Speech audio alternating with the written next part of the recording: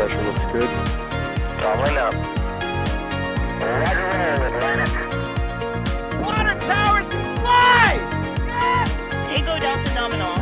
Fighting down feed off. Bring in, SC off. Off. Yikes. You bet. Okay. We don't need any more of these.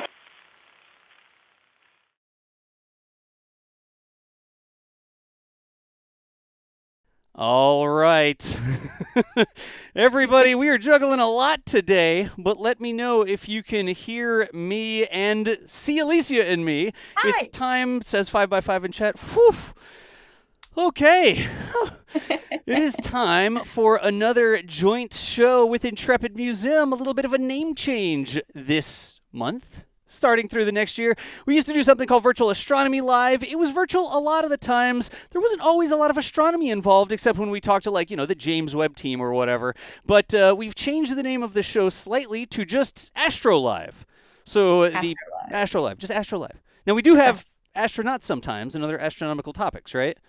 That's true. We do. All right. But we thought, it'd be better to kind of, be a little more inclusive of all of the topics that we talk about, rockets and shields, heat shields, right? All Heat sorts shields. of things. Not just astronomy. That's Astro adjacent, right?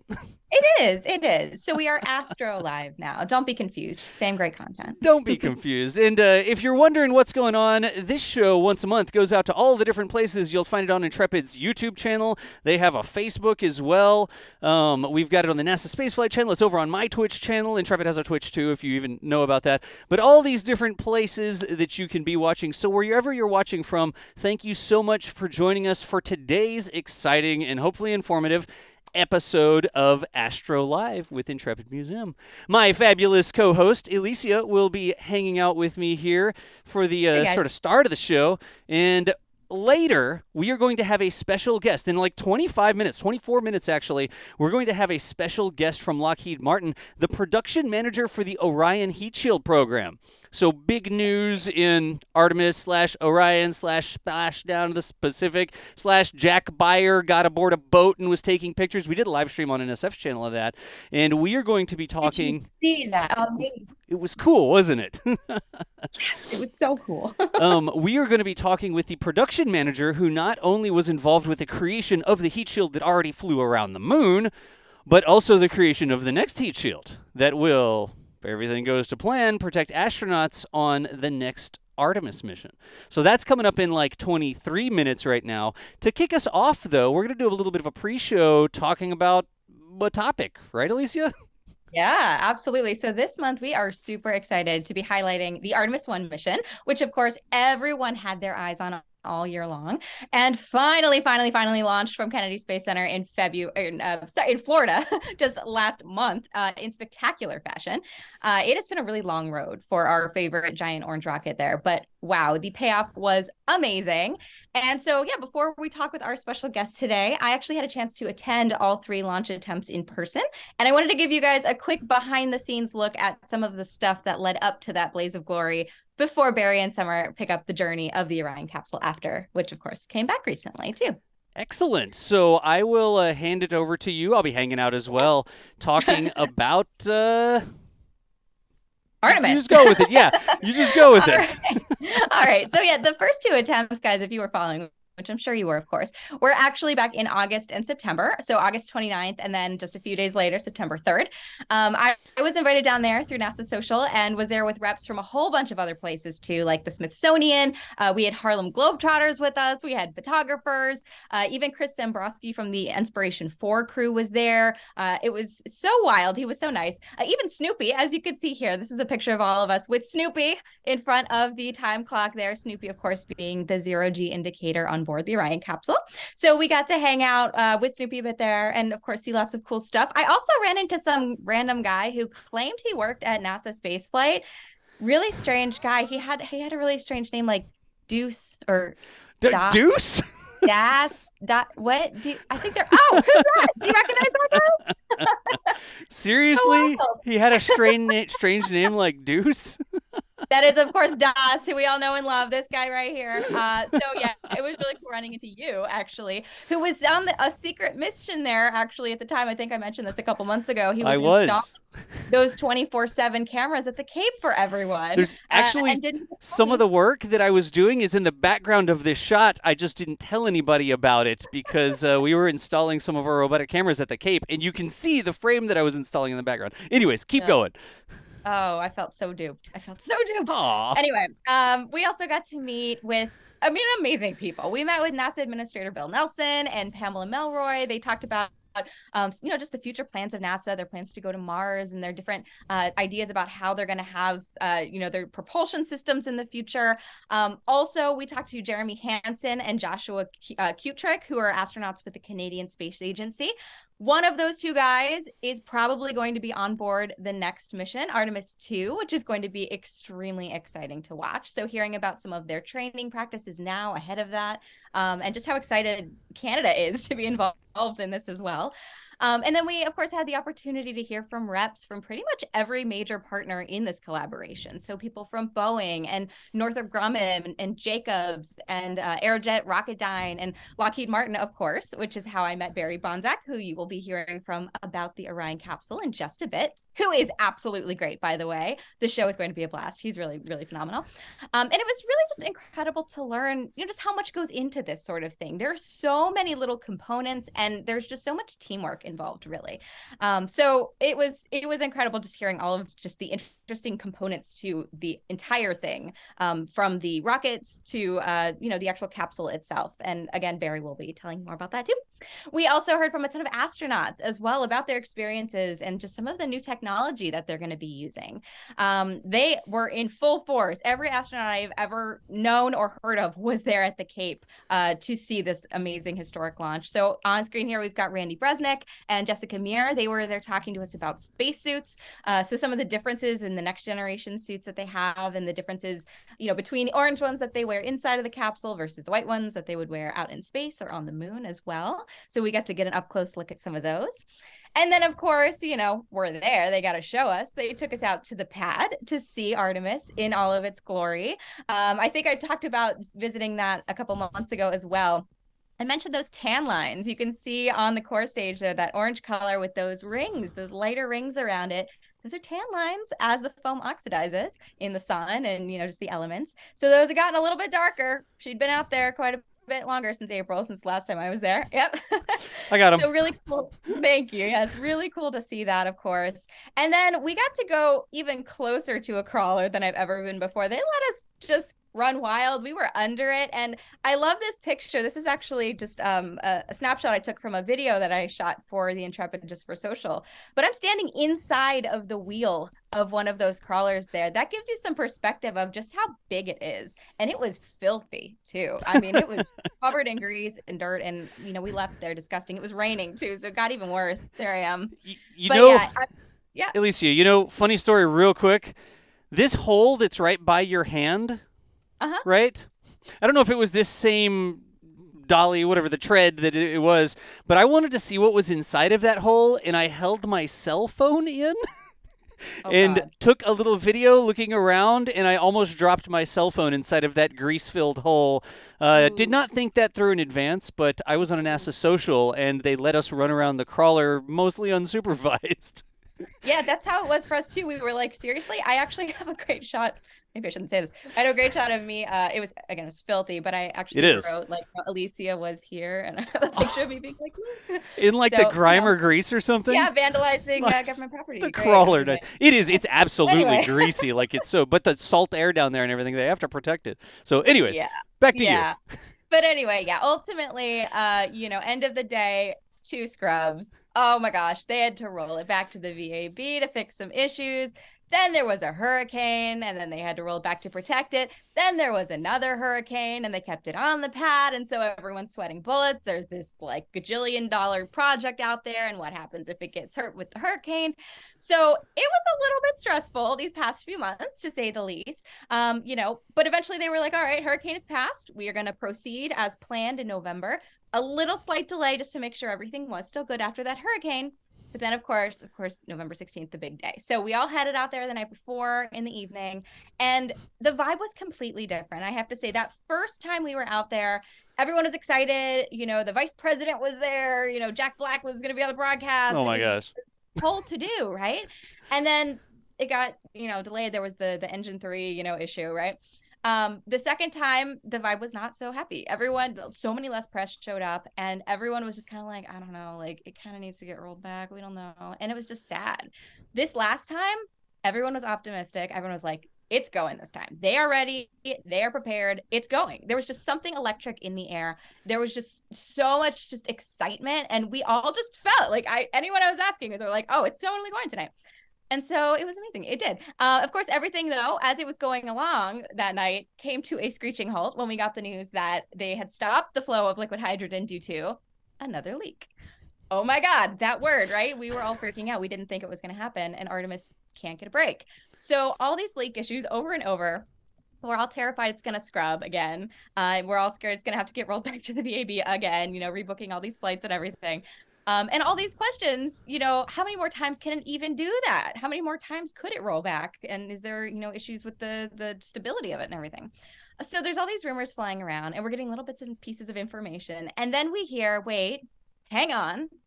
There are some packing nuts on the mobile launcher from the hydrogen valve that might be the problem. They look visibly loose. And all of a sudden, we hear this word that they're sending out, these people called the Red Crew. Now, if you're familiar with the Apollo days or even the shuttle program, you might recall reference to the Red Crew. They are called out to make quick repairs on extremely dangerous rocket equipment, especially when it's fully fueled up.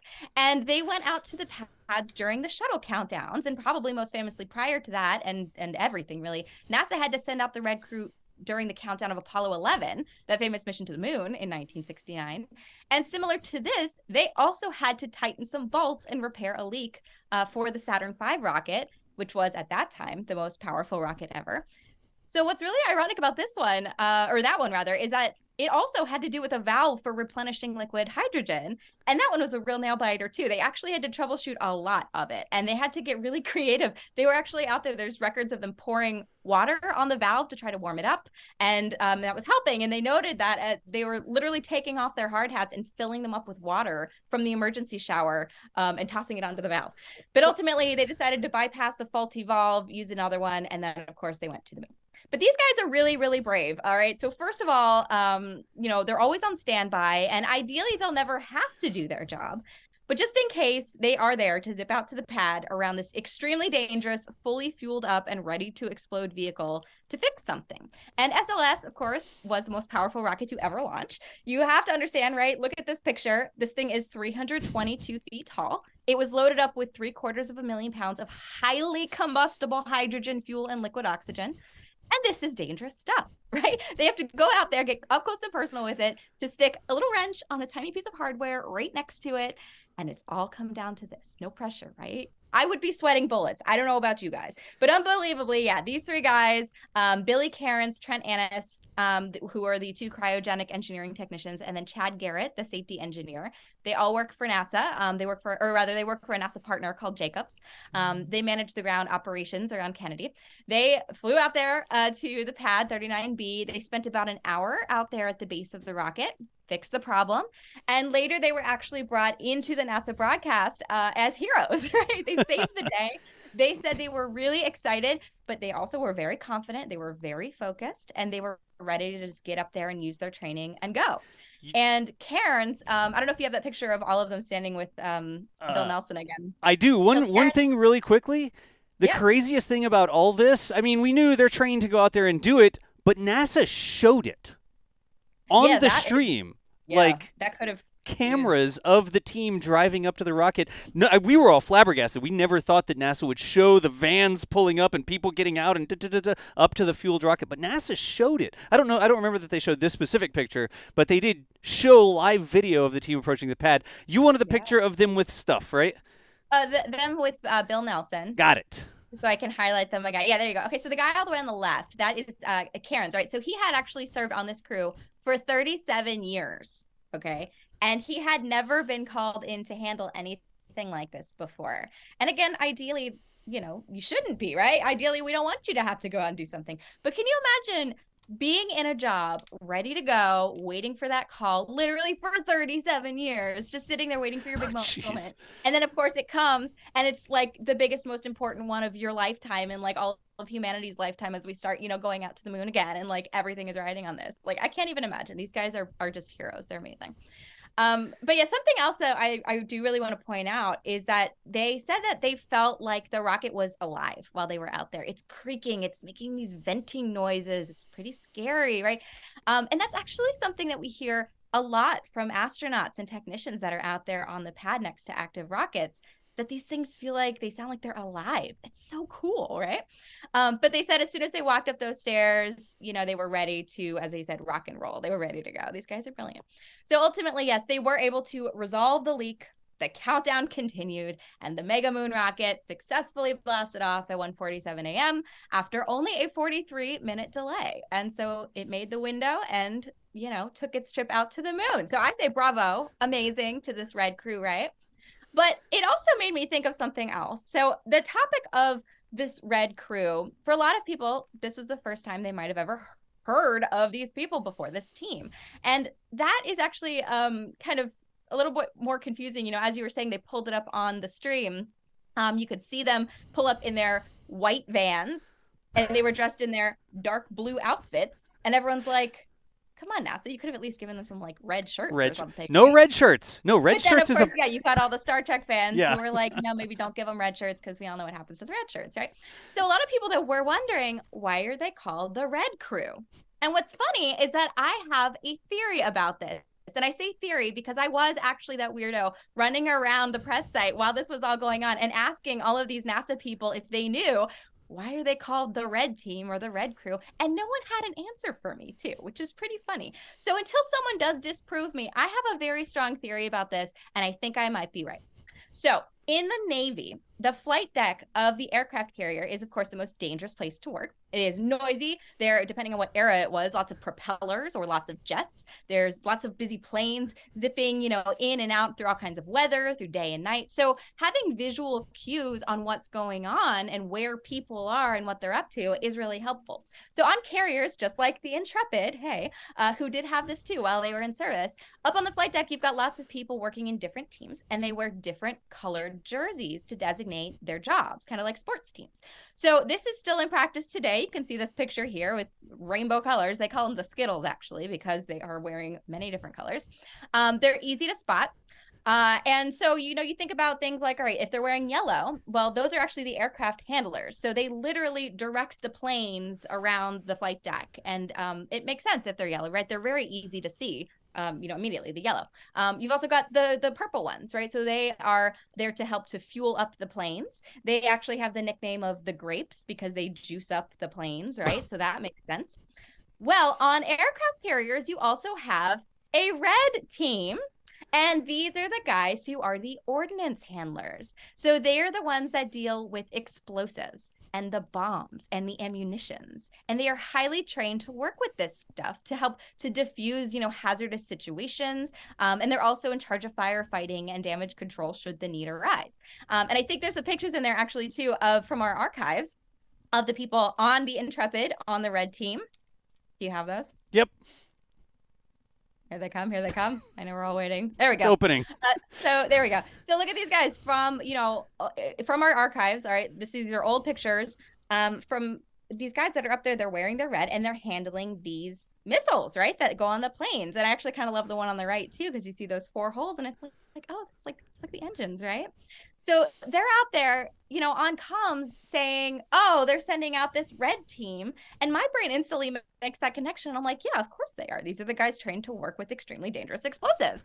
And I think that's where it comes from. And it actually does make a lot of sense because there is a very rich historical overlap with the Navy and the space program, right? They've been involved in so many recoveries throughout history. Of course, the Intrepid picked up too, I have to say that. More astronauts have come from the Navy than any other branch, which is also something that, during the Army-Navy game recently, they were plugging. Of course, the Navy had their special NASA, branded football outfits, their football uniforms and stuff, which was pretty cool too, I think, even though they lost.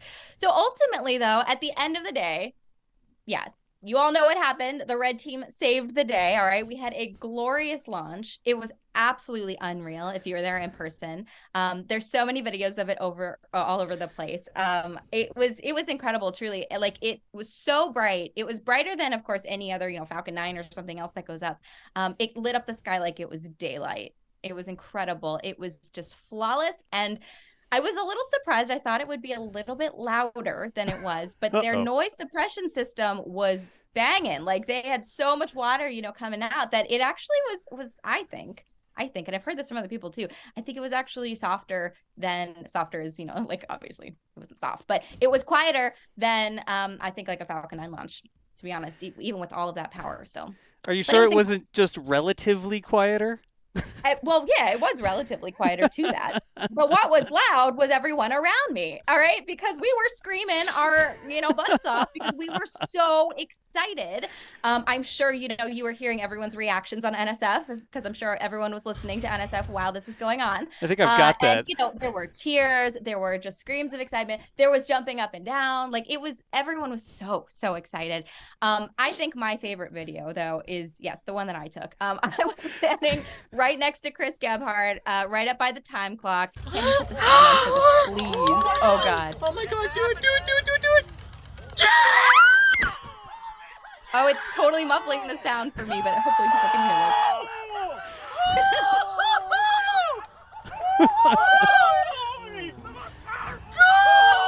this. So, Can y'all hear Chris squealing?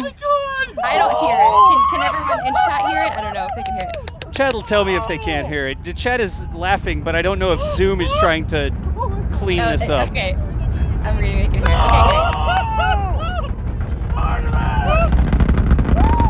yeah, it was unreal. And then, of course, a few seconds later, you get the wave. Jeez. You guys are so great about broadcasting. Okay. So I had to wait to play that because I knew as soon as I started playing it, it would be ridiculously loud. So. Yeah, but anyway, so I've posted that, on my Twitter as well, if anyone wants to rewatch it a million times. It just brings me so much joy because, Chris, first of all, is just so much joy. He is pure joy embodied. And it was just so neat, too, after everything this year, with us being able to broadcast with you guys and, doing all the Astro Live shows. It was just so neat to be able to experience that right next to all the NSF guys there, too, at the press site.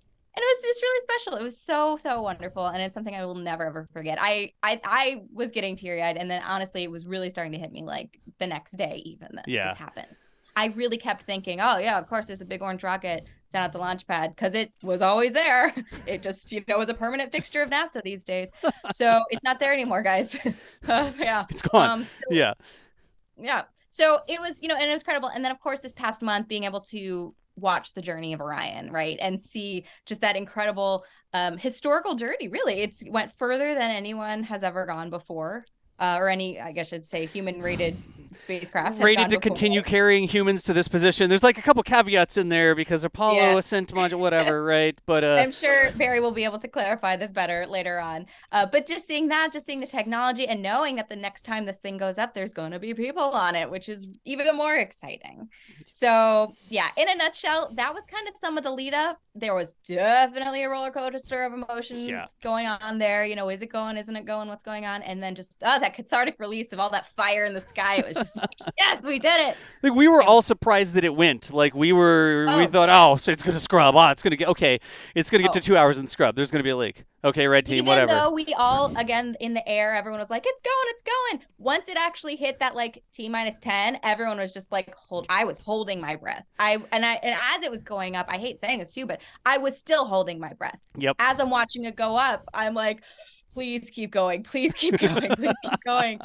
And it did. And everyone, was saying it was flawless, when it actually did go, which is great. That's what we needed. So I can't believe. Hooray, Artemis. Hooray, everything. It was just a wonderful, wonderful, wonderful experience. Yeah. I can't believe we got those views from around the moon, like the spacecraft going around the moon and then like a live stream of it passing the moon. And then it's like, oh, we're going to lose signal, of course, because the moon's going to be on the way. And you see the Earth getting right to the edge of the moon. And then, of course, we lost signal because the moon's in the way. Like, just the whole thing was absolutely amazing.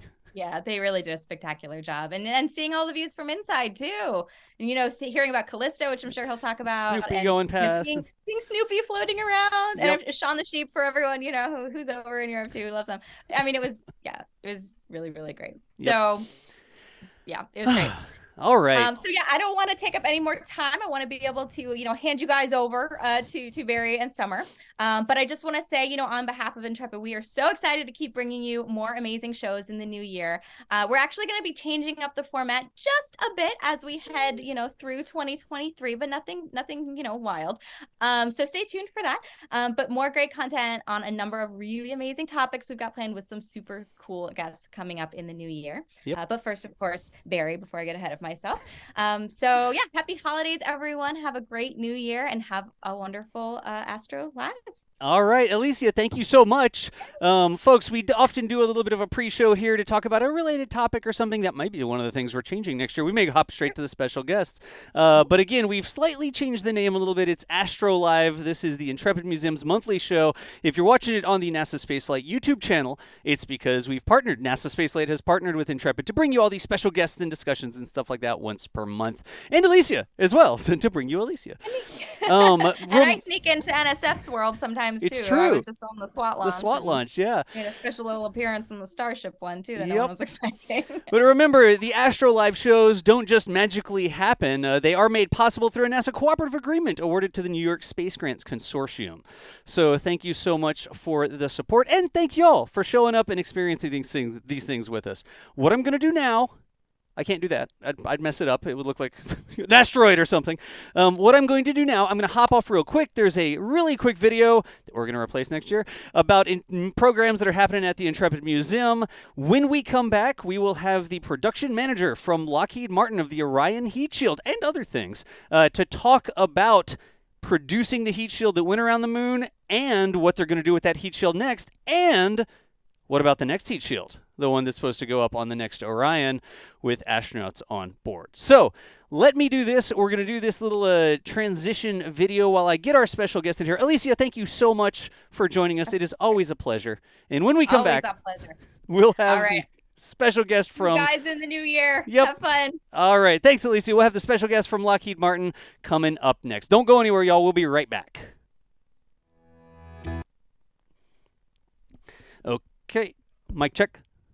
Hey, that's the wrong. It helps if you unmute the video and not mute yourself, viewers.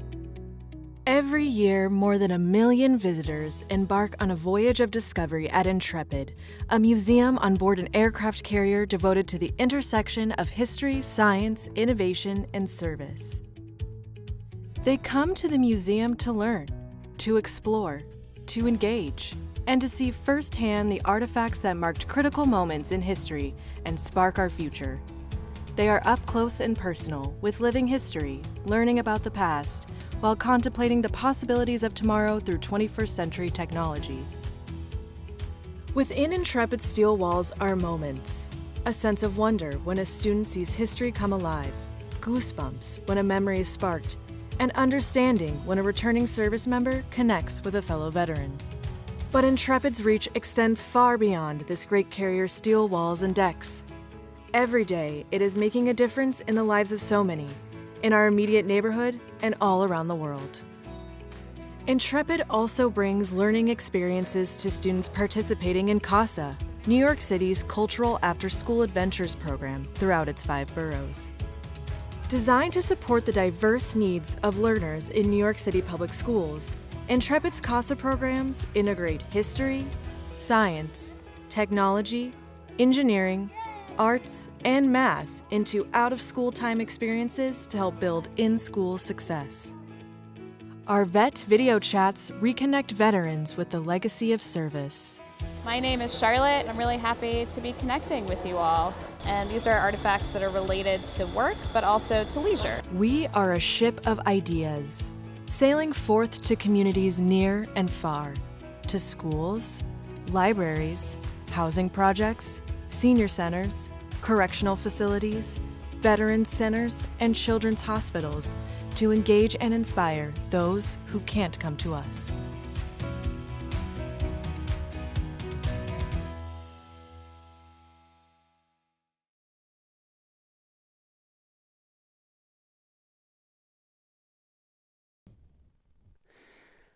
All right, folks.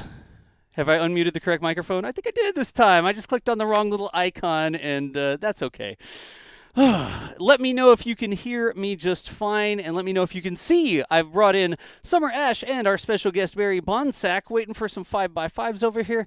It's a super small production team, / just me, making all this happen. Summer, Barry, how are y'all doing today? Hello, doing good. How are you? I'm good. Y'all hear Summer okay? Barry, how you doing? Merry Artemis. I got my NASA Artemis sweater here with everyone. There we go. Merry Artemis. Oh, it disappeared. Merry Artemis. So we are now going to talk with Barry here. Summer Ash is going to be our moderator, asking some questions. If you've got questions for us, make sure you tag us in chat. You can tag at NASA Spaceflight. You can put question into one of the other streams. Wherever you're asking questions from, I will get them, but I am going to turn it over to Summer and Barry here. All right. Thank you, Doss. I think Barry's already won the event with his sweater. So we can all go home now, right? Make a real Artemis Christmas sweater. I'll buy it. Yeah, seriously. I would buy 3 at least.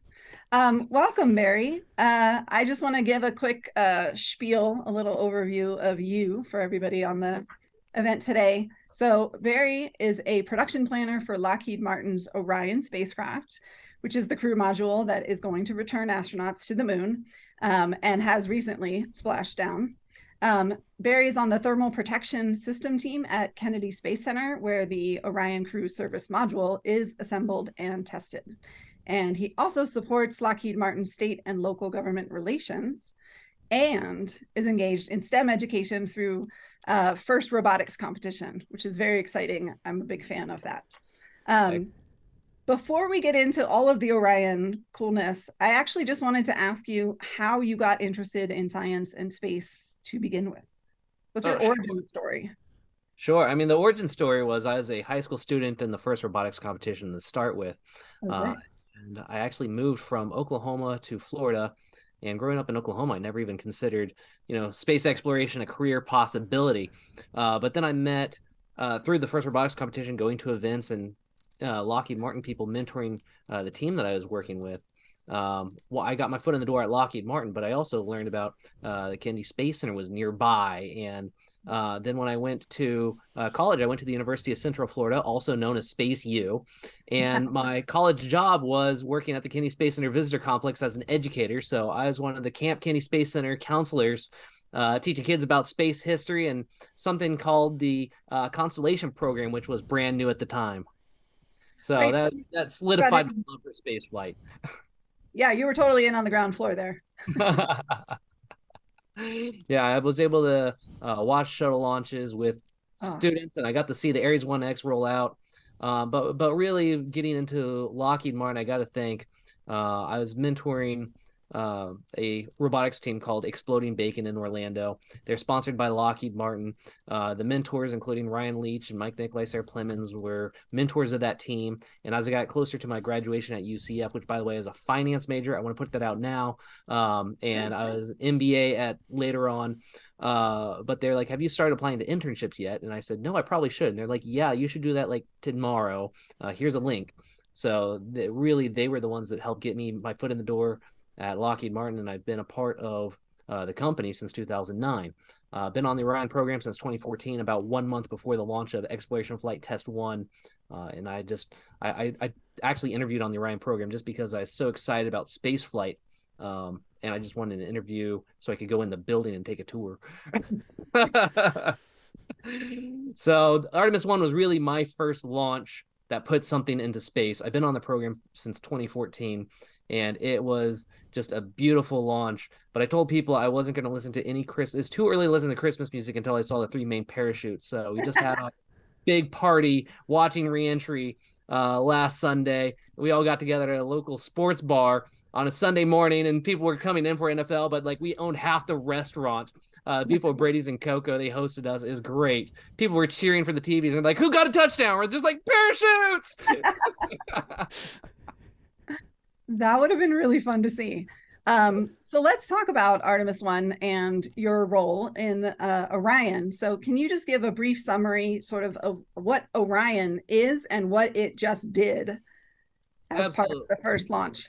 So the NASA Artemis program is the program that's going to send astronauts back to the moon with a longer duration stays and an architecture that's going to be unlike the Apollo program, where we'll be able to go to north and south poles of the moon, unlike the equator that the Apollo did. We're going to send the astronaut corps is more diverse today than it was back in the 1960s, 1970s. So there'll be multiple nationalities and diversity. And the first woman astronaut will walk on the moon on Artemis III. So a lot of firsts and exciting times ahead for us. The Orion spacecraft will be the spacecraft that the astronauts get on top of the SLS rocket and fly themselves to what will eventually be the Lunar Gateway, which is behind me. Here's the Orion spacecraft behind me in my background here, and on the other side is the Gateway, which will be an international partnership, multiple commercial companies working together to build this outpost around the moon, similar but not like the International Space Station, smaller, but it does have a power and propulsion element, meaning it can change its own orbit around the moon, which will give, when Orion arrives there, the lunar landing system will be already docked there autonomously. Astronauts will get out of Orion into the Gateway, and then depending on where they put the orbit around the moon, astronauts will descend to the lunar surface on the human landing system, and it is going to be some amazing missions up ahead. Artemis I was the first uncrewed mission around the moon. Artemis II and III are already in work at the Kennedy Space Center, and those will both have crew in them. So lots and lots of exciting things coming. My specific role, I am a production planner for the thermal protection system. That means I work with the engineers, the technicians, and the supply chain to basically build the schedule for the start and finish of what's now Artemis 3 and 4 to build the heat shield. Oh, and I'm still working on 2. The Artemis 2 heat shield hasn't been installed yet. So I'm working 2, 3, and 4 pretty much all right now at the same time to work on the heat shield. The back shells, which we'll show some pictures of. There you go. That's a picture of the 2 tile bonding blocks complete. So that picture was taken July 2020. So it's coming along much further than that. We're getting pretty close to installation early next year for that heat shield. And so I read that this heat shield and this mission, or in general, returning from the moon, is such a higher energy process than coming back from low Earth orbit, and so that the requirements of the thermal protection system are that much greater. Can you talk a little bit more about that? Yeah, you're absolutely correct. So the requirements to build a spacecraft that goes to and from the moon are very different than the requirements for a spacecraft that goes to the International Space Station or to Hubble or just be in low Earth orbit. When you go to orbit, you need to be able to go 17,500 miles per hour. That is the speed spacecrafts travel in order to stay around the Earth without falling back. Now, if you want to go beyond Earth orbit, that means you have to reach the escape velocity, which is over 24,000 miles per hour, which means when you come back, unless you've used some energy propulsion to slow yourself down, you're going to be hitting the atmosphere at 24,000 miles per hour. So that means it is going to be much, much hotter. The friction against the spacecraft will be much hotter than it would on a spacecraft that's coming back from the International Space Station, per se. Right. And that's like I read 73% hotter. I mean, that's a lot hotter. Oh, yeah, absolutely. And I think we have got some images. Do you want to start talking about back shells? Or you want to talk about heat shield? Let's talk about back shells. How about back shells? Back shells are good. You saw an image earlier of the heat shield. These are the back shells. I've got one here with me. Let me grab it. Oh, cool. Of course you do. Show and tell item. This is very similar to what they used on the space shuttle program. It is a black tile. If you go to any of the museums that have a shuttle in, including Intrepid Air and Space Museum there in New York City, we have one in Los Angeles, where Endeavour is. The Discovery's at Washington, D.C. at the Dulles Air and Space Museum, and Atlantis is at the Kennedy Space Center Visitor Complex. Nice. So if you go underneath those space shuttles and look up, you're going to see that it is completely black underneath, and that is not just one solid black frame. It's made up of many, many tiles. In fact, 10,000 of them on the space shuttle, because that is one of the hottest parts of the shuttle. The orbiter came back at a tack velocity, tack angle about like this, and there you go. There's another great picture. That's our forward bay cover. And those 10,000 tiles basically help make sure that the hottest part of the space shuttle, not counting the leading edge of the wing and the nose cone, that was reinforced carbon, that was the hottest part, but next would be the bottom of the space shuttle. And the way that it works is that this is actually very, very light. It is 90% air, and then the rest of it is kind of a silicone makeup that is kind of like glass, tempered glass, that they have a big goopy silicone mess, put it in a block and cool it down, and it crystallizes on the inside to where it's very hard for heat to go from one side to the other. But when it's in space, all that air gets sucked out and there's a vacuum inside. So if anyone here is taken their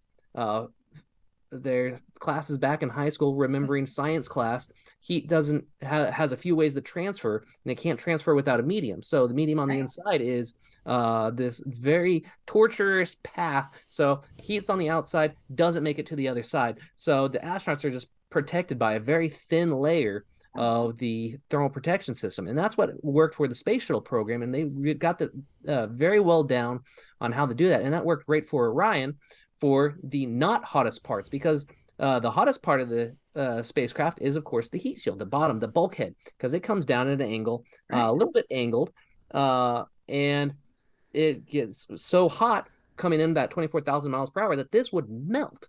So you're not going to be able to use this exact same thing that you would on the space shuttle, because the space shuttle would have melted coming in at that speed. So we had to go with what they did back in the Apollo, Gemini, and Mercury program, which is something called avcoat. And you're showing a little bit earlier of how the Apollo heat shields were being made. And this is a special substance that is ablative. So the space shuttle was made to be reusable, so those blocks were reusable. An ablative heat shield means that it burns away as it's coming in. And you're asking about how hot does it get, and the answer is, yeah, it gets about half the temperature of the sun, or twice the temperature of hot lava in Hawaii. 5,000 degrees Fahrenheit is what this has to withstand, while those the space shuttle got up to somewhere between 3,000 and 4,000 degrees Fahrenheit. So over 1,000 degrees hotter is what the requirements of this heat shield has to do. And what you're looking at here is an Apollo picture of them assembling a heat shield, and it's basically a giant honeycomb dome. And those caulk guns that you have around there have the avcoat material in it, and the technicians surrounded the heat shield and inserted the avcoat material inside each little crevice of the honeycomb structure. So that is how they did it in the Apollo program. And we've completely revamped this process to improve it for Artemis I was the first time that we had it. But I'll show you if you have the next picture from Exploration Flight Test 1. I'm not sure if you do or don't.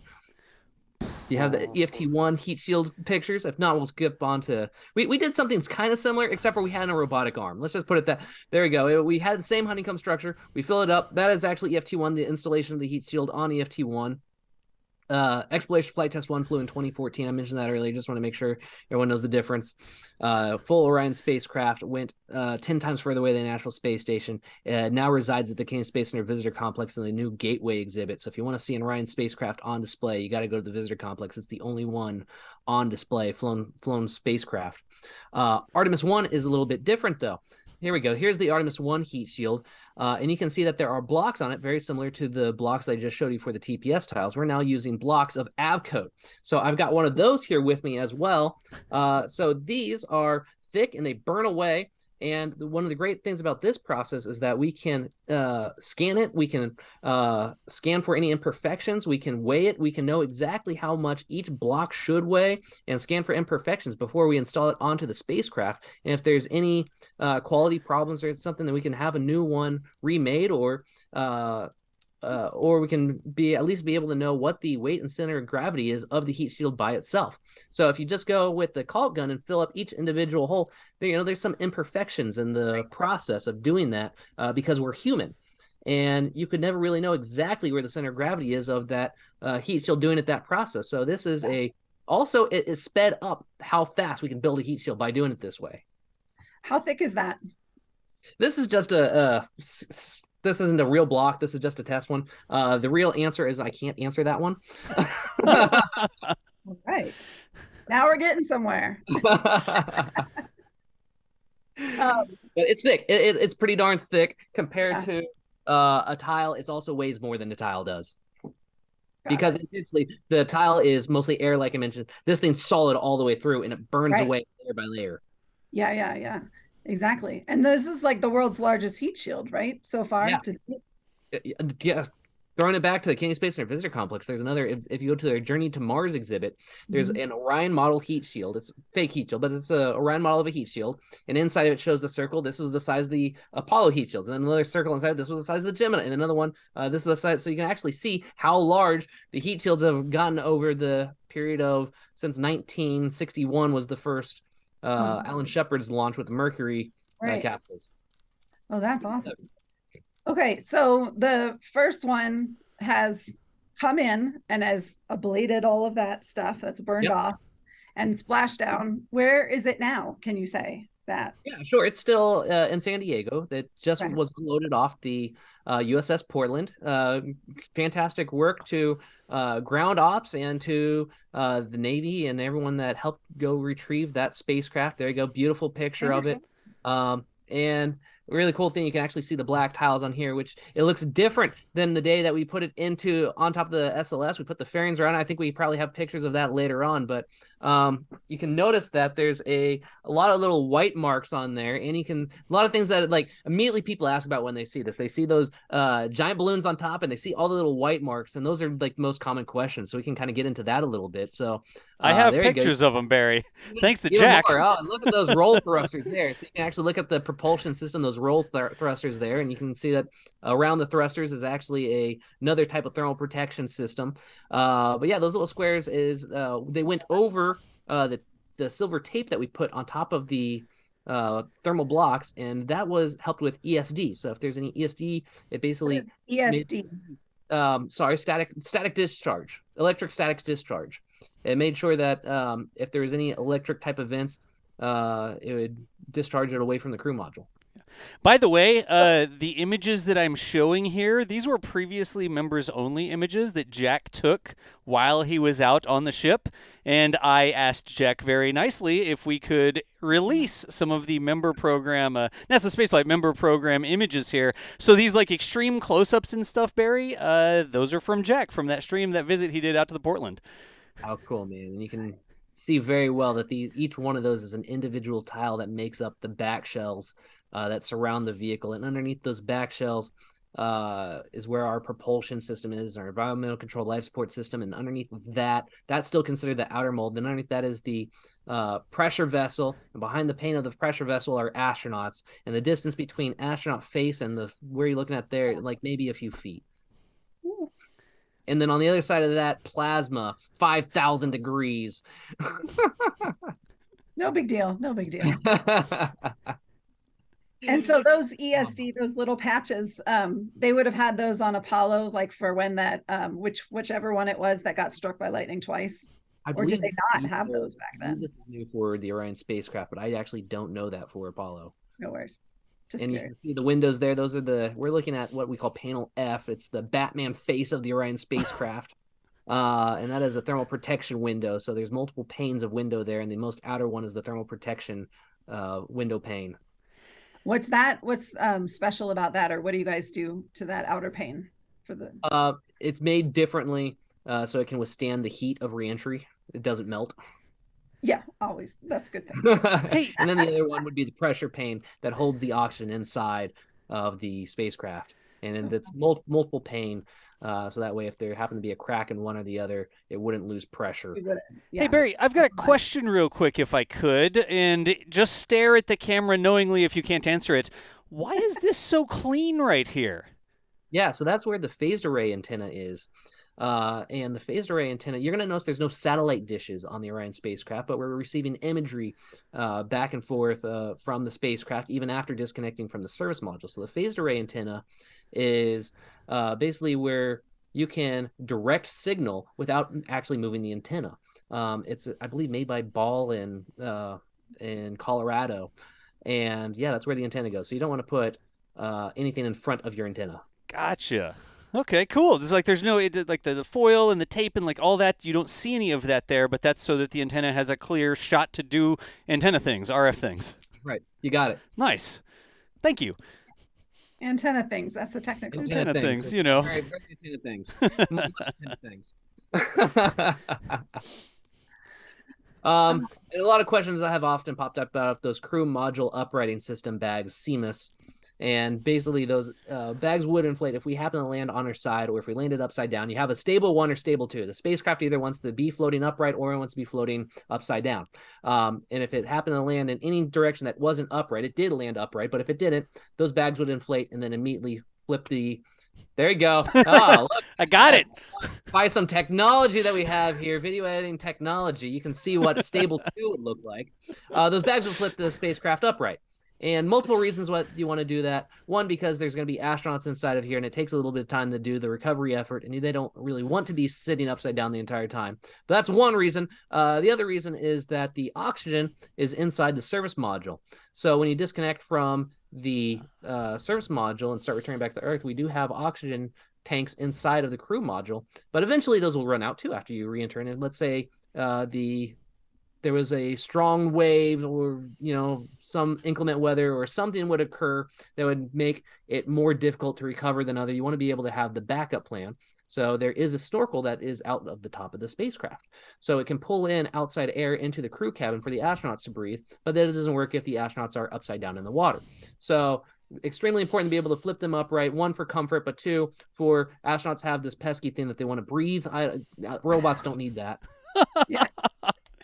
Barry, we should hang out more, honestly. Robots don't need that. Let's talk about mosquitoes, too. Robots don't complain about mosquitoes. They don't care if it's like radiation or 300 degrees plus or minus Fahrenheit. Robots don't care about it. They could go all the way out to Pluto and back, and they've never complained a bit. Oh, God. You've clearly not taken iRobot to heart, have you? So if you guys want to talk a little bit more about this, we've kind of showed that. Yeah. So the film, you were talking about how... Barry, we will talk about whatever you want to talk about. You just run with it. Just keep talking. That gives me the opportunity for you not to ask me questions I don't know. I see this plan. Here we go. All right. So this little bit of tape right there, is the tape. So if you have any pictures of the Artemis I crew module before it came in for reentry, it was plenty shiny. And very reflective tape. It's called Cyox tape, and basically it has multiple functions. One being, obviously, it will reflect the sun away. So that way, when it's in direct sunlight, it will reflect some of the heat and radiation away. But also, it is an insulator. So on the backside of the spacecraft, or when you're on the far side of the moon, when there's no sunlight, these blocks could become really brittle if they get too cold. So the tape itself will insulate the heat that's already in there inside and keep it from getting too cold and brittle and possibly get impacted. Let's say a really brittle tile, if it were to get a micrometeorite strike, could crack, and you don't want that. So this helps protect that from happening. Hey, Barry, help me out real quick. Which is the backside of the spacecraft? Am I looking at the front side or the backside here? Sure. And that kind of depends on when you say front, we call it forward and aft. Right. The aft side is the heat shield. The forward side is the docking tunnel. So this is the forward side I'm looking at. You're looking at the forward side. So if you say the back side of the spacecraft, you're talking about the heat shield side. Yeah, and that you're right, front and back. So I also consider, when I say front and back, I sometimes refer to back as the not window side. I consider the windows to kind of be forward side. So you're also looking at the windows there. So I really should we kind of use port and starboard actually on the spacecraft as well. No, it's all good. Like you said, the backside of the spacecraft, and I was like, do I have a picture? Which is the backside? Because if you picture, like, hang on, I think I got it. Yeah, here we go. Like that is the aft side of the service module you're looking at there. But then it does this and it flips around. Yes, it right? does. It literally. Hang on, I could just play this animation. I think there's something like. Yeah, that's a sweet picture. That's a sweet video. I think there's something like 45 engines total in the propulsion system on the on the spacecraft if you include the service module. This is what got me. Like, now, is this forward and this is aft? Nope. That will still be aft. Heat field is aft. Okay. Yep. So even though it's going in first, it is the aft side of the spacecraft that goes in first. You're correct. Gotcha. It's like Thank you. Feet first. Yes, like feet dumping first. in feet first. Okay. You got it. That's a good analogy. We even call the heat shield goes on what's called the aft bulkhead of the pressure vessel. Gotcha. Okay. No bow and stern here. Yeah, We are- we do say port and starboard. Exactly. Oh And my how gosh. do you determine that? Where's the mid? Like it's just the midline of the cruise facing forward, and then it's Yeah, so the 0 degree would be the window side. The side with the windows on it is 0 degree. got it. And then port would be, if you're looking at looking at it, then the left side would be port and right side would be starboard, looking at the windows. If you were inside. No, looking at the spacecraft from outside. I'm Okay. thinking it out. Okay, we're gonna Yes, get I'm correct. If you are looking at the spacecraft from outside and you're looking at the windows, port is on the left, starboard is on the right. Okay, so this is outside the spacecraft, and we're looking at the windows, right? Did I get it right? Yep. And so this is the port side. Yep. This is the starboard side. I'm just going to write port because starboard is too long. Okay. draw And then star. the seamless bags are forward and the heat shield is aft. Okay, so I can do FWD for forward, and this is aft, right? You got it. Okay. And then the line that goes from the very top of the spacecraft down to the bottom between the two windows, that is the 0 degree side. And then we basically talk about, when we talk about the different sections, then we kind of give it the 0 to 60, 60 to 120, all the way around the spacecraft. Right. So when we're talking about what section are we working on today, or part that has to be installed, we really go from the 0 to 360 numbers. Which way does it go, clockwise or counterclockwise? And is that viewing the heat shield or viewing the docking tube?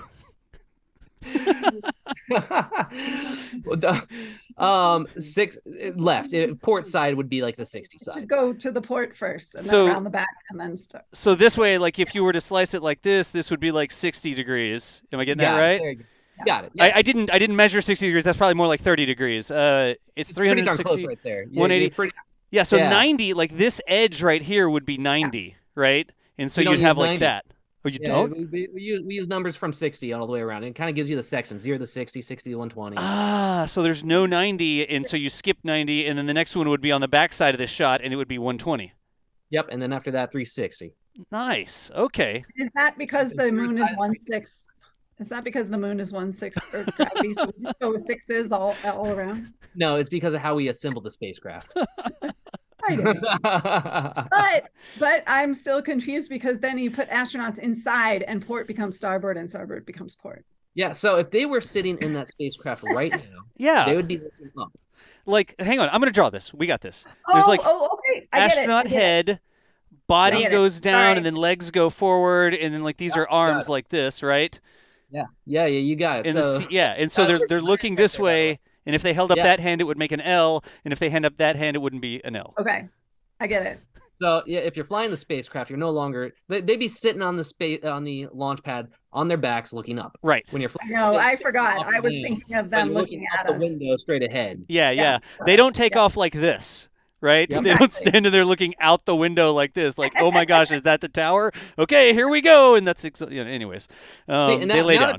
Now that we've established that, we can talk a little bit about the propulsion system, and you can actually see the different thrusters. There are pitch, roll, yaw thrusters on the spacecraft. So the pitch up and down ones are the ones above and below the windows on the 0 degree side. There and there. Yep, you got your pitch up and your pitch down. So if you are flying the spacecraft, those are the ones that will make the spacecraft pitch up or down. Yep. The other ones that you see there are the roll thrusters, and that's if you need to roll the spacecraft around. Like that. There you go. Those are roll thrusters. Yep. And that's like if you are out of the picture, but yaw would be like directional motion. But keep in mind the propulsion system is only used during that video that you showed just a bit ago. After you disconnect from the service module, the spacecraft needs to turn itself around so aft end is facing down. That is when the propulsion system on the crew module is used. Before that, the propulsion system on the service module is used for the roll, pitch, and yaw motions. I think I've got that. Let's see real quick so we can see these motions on the spacecraft. Yeah, there you go. So right now, if it had the turn, there you go. There you go. Oh, I see the firing. You can see the firing. You know something? Let's just move this way so people can see it. There we go. Neat. And then the heat shield takes over. And then 11 parachutes is what slows you down. So let's talk about that for a second. When you hit that atmosphere, you're going over about 24,500 miles per hour. By the time you hit the water, you're going about 30 miles per hour. And you do that entire sequence, slowing yourself down from 24.5 thousand miles per hour to 30 miles per hour using nothing but air. The propulsion system does not slow you down on the spacecraft. It's just the heat shield and the 11 parachutes. And after the heat shield takes over, then you have the pilots, the drogues, and the mains. 11 parachutes that get you all the way down. And by the way, the forward bay cover, you actually can see the forward bay cover is still on the image there. You have to release and jettison that forward bay cover for then the parachutes to come out. You can, if you go back to the main image, you can see the forward bay cover isn't on the spacecraft. It is at the bottom of the ocean right now. Fair enough. I'm getting it. All right, here we go. So that is the forward bay cover still on, correct? Correct. Rendering of the forward bay cover still on. And when we look at one of Jack's photos here, the forward bay cover has gone away. Yep, and you can see the cannons at the top of the spacecraft there. That's where the main parachutes were inside of them, and we basically launched the main parachutes out. Those are those. I remember on the webcast they had somebody that, what was it? The Bigfoot team. Was it the Sasquatch team? I think that was like in charge of modeling where the covers would actually end up, like the footprint of debris that would come off, because the spacecraft is jettisoning things. It's getting the covers off of there, and then it's got the other, like all those things that fell into the water, and they had a specific team to determine where those things would probably land so nobody got booped on the head, amongst other important things. And also, we wanted to learn, assuming you had perfect seas and perfect conditions, how possible is it to maybe go recover some of those for future missions, even though that wasn't for this mission, and we didn't recover them for this mission. Not perfect conditions. In fact, we even picked a secondary landing site. It came in the day before, I believe they decided a secondary landing site for the Orion spacecraft, Artemis I. But the future missions, perhaps we can recover the forward bay cover or the main parachutes. Nice. And not just wait for some divers to go discover it one day. Yeah, really. That'll be a fun treasure hunt someday far in the future, right? Barry, is this, okay, correct me if I get it wrong, but this is... Yeah, that's the forward bay cover. The forward bay cover, okay. That's the Artemis I forward bay cover. The Artemis II forward bay cover is in work right now as well, and Artemis III forward bay cover is coming to the Kennedy Space Center soon. Gotcha. All right, it's like I wanted to Go ahead. So the cool you see there. Okay, so the top part is where the docking tunnel is. If you can imagine being connected to either the human landing system on Artemis 3 or Artemis 4 connected to the gateway, that goes over the whole of the docking tunnel. So astronauts will be going in and out of that hole right there. Gotcha. And then those blue parts there, it's not connected to the launch abort system, but that's where the launch abort system connects to the Orion spacecraft. Huh. Excellent. I'm just going to keep bringing up pictures and let you tell us what's in the picture. I've got my NASA. What else do you have for show and tell? I've got my Orion app open on my phone right now with a whole bunch of facts and trivia questions. Nice. And I was actually just trying to making sure I was checking my own facts before this started. About what temperature will Orion's heat shield be? And it's got a trivia question on here. I'm like, okay, 5,000 degrees. Got that one. Good.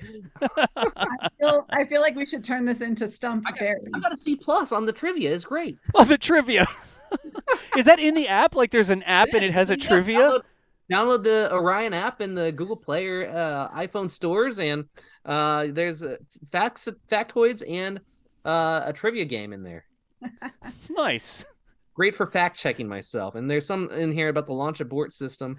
Something like 400,000 pounds of thrust on the launch abort system, and goes from 0 to 500 miles per hour in 2 seconds. It's just, you hope to never have to use that thing. The launch back in July 2019, we had a test of it where we launched in the launch abort system on a basically Minute Maid rocket, Minute Maid missile, and we launched off of it, and it was just, oh man, watching that thing go, it was zooming. The main, you hope to never have to use that thing. I think I got it. Here we go. This is what we're talking about. Oh, here we go. This is really cool. So this is the jettison motors. This isn't even the fast motors. These are the slow motors, and its entire job is to pull. I hope you have it play already. It's playing. Okay, good. This is inside the crew cabin. You can see in the bottom right corner, our astronaut Snoopy's kind of moving around on the left side. There we go. That is the jettison motor, pulling the launch abort system away after you get in up above the Earth's atmosphere. Before you're not going to need the launch abort system. You're in space at that point, so you jettison it away. Oh, I love that video. It's so cool. It's crazy that video exists. It is crazy that video exists. it's crazy that video exists before like we even opened the hatch. We saw this thing. Oh, that is just awesome. I love that video. And Snoopy's down there just jamming out like Bongo Cat or something. Like, oh, play it one more time. There you go. Love it. And you can see the Callisto payload is active right there. I hope everyone said, take me, Alexa, take me to the moon. Oh, I gotta be careful. Oh, yes. You just set up a bunch of people's Alexas. Yeah, I just set off everybody. And basically it gave, at home, you could interact with learning where is the spacecraft during the entire mission. But on orbit, we actually had microphones, and we had people at Johnson Space Center talking to over microphone to the Callisto payload, and they could do things like have different things display on the panel that you're looking at there, or you could change the lights or the colors.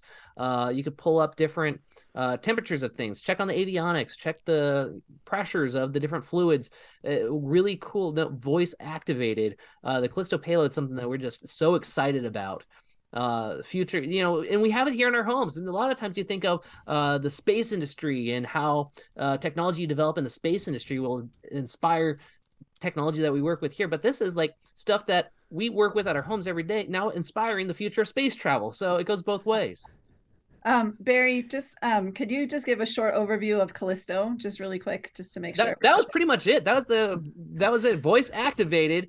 Thank you. To the computer, and the computer talk back and display information. Change the lights just like you do at home. It's Alexa in space. It is worked a partnership with Lockheed Martin, Amazon Alexa, Cisco Web Systems. I think that's the name of the Cisco, but Cisco, to basically create this ability for new way of having information given to the astronauts in flight. And going forward into the future, you can have an entire data bank of information that the astronauts could talk to and from the computer. Right. And let's say you're on Mars. This is the future state of it. Let's say you're on Mars and there's a 45-minute delay. Something breaks and you have to fix it. You can like quickly ask, hey, show me the procedures for fixing this thing that just broke, and then it would display it. And you don't have to like have communication to and from Houston or mission control to give directions. It'll be a way for information to be displayed fast and give the astronauts more ability for quick responses and to make decisions themselves. And when about will it be able to like make the tea Earl Grey hot? Oh my gosh. That's a great reference. You'll have to stop and think about that one for a while. What a doozy. Solid reference. Let's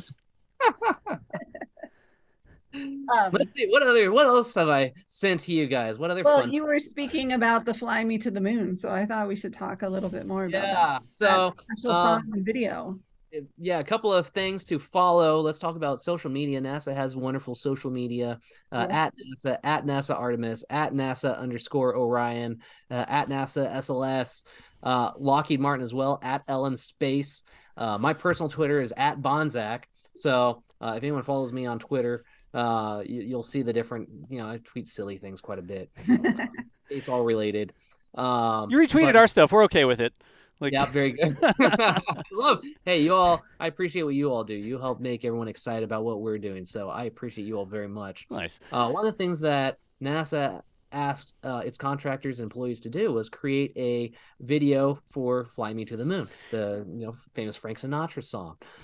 Even inside the spacecraft there, you actually saw the keynotes to ABA, whatever, Fly Me to the Moon notes. So I made one of my videos, and they took it with many of the other employees of the Orion spacecraft and Artemis program and put it all together. And it's out there on NASA's YouTube channel and website. Oh, here we go. So beautiful. I can show the video, but I cannot play the audio because I don't have permission to use the audio. That's better for me. There you go. So I made a joke with my coworkers because the fun thing about this video is that they asked us to upload the raw version without any background sound at all. Okay. Only acapella your voice. And I do not sing. I am so offbeat. So when I did that, all my coworkers saw the original video, and like the people just came up to me and were just like, "Hey Barry, fly me to the..." Oh, there I am. Oh, wait. The joke was they're going to take the video and they're going to use all the parts of me where I'm not scening. I'm trying to pause it. There you go. All right. There you go. I'm just going to pause it right here for you, Barry. Tell us how you feel. Yeah, chef's kiss right there. That's the baby kiss me lyric right there. But yeah, they used all the video of me where I'm not singing. So I uploaded to my own YouTube channel the video where I'm on YouTube, right? Yeah. Oh, there we go. Oh man. All right. So this right here was the a competition that happened right before the launch. This is a first robotics competition. Nice shoes. Look at those shoes.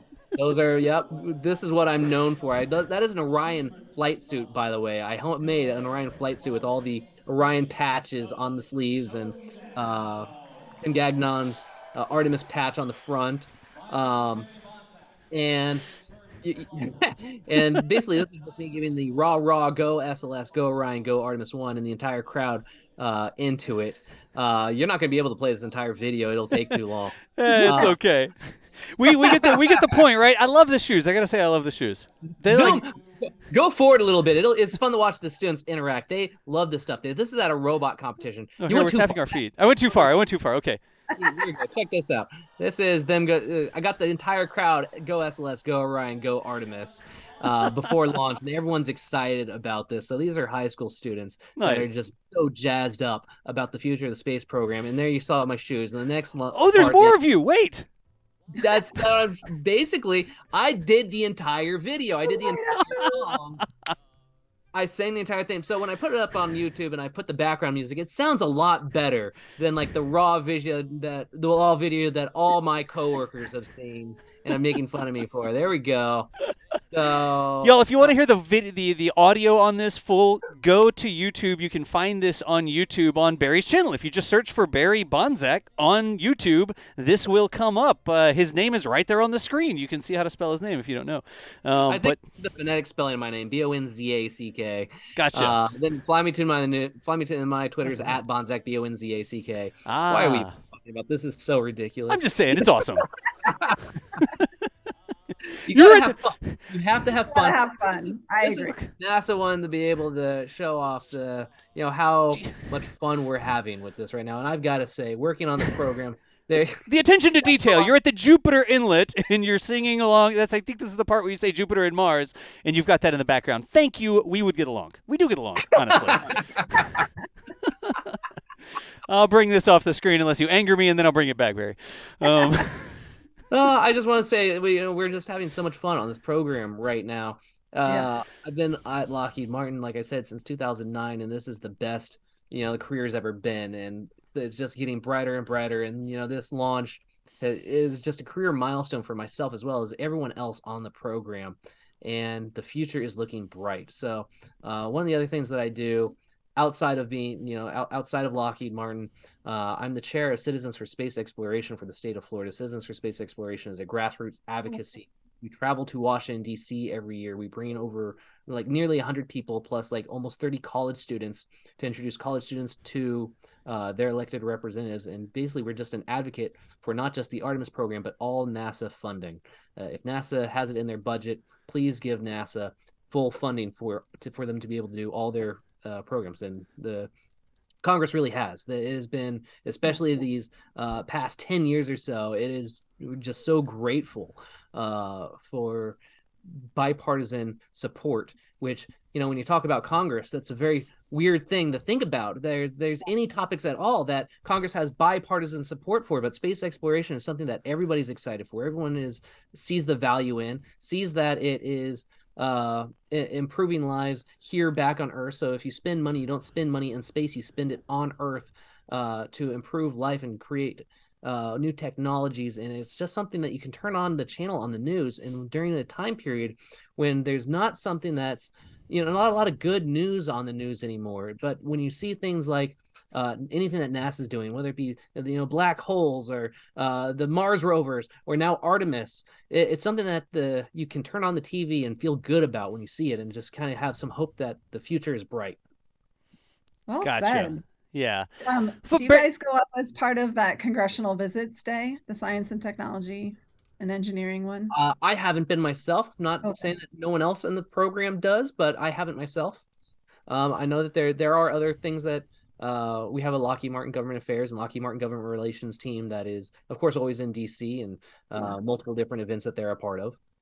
Yeah, no, that's just really cool because I know with our National Astronomy Society, they select some of the astronomers and they give you the background of how you can frame what you do in terms that the representatives and stuff of value, and then they teach you how the budget comes together and how to represent what you do to your congressman or to your senator, and it's really cool. That is really cool. That is wonderful. I mean, when you think about NASA, it's easy to talk about the benefits NASA has to any senator, no matter who it is that they. If you're somebody in like Houston or Florida, it's pretty obvious. Okay, we have the Kennedy Space Center, and we have the Johnson Space Center. It's a very short discussion because they're already on board, and at that point, it's just going there and updating. Here's the latest news. Would you like to see the latest pictures? We already know that you support us. Would you like to just see what we're doing now? As opposed to one of the things that they groups that I'm a part of, I go to like Wisconsin and Idaho and these states that don't have NASA centers, and we bring college students with us and basically explain when you talk to a staffer, maybe I'm not talking to the member, him or herself, but I'm talking to a staff person.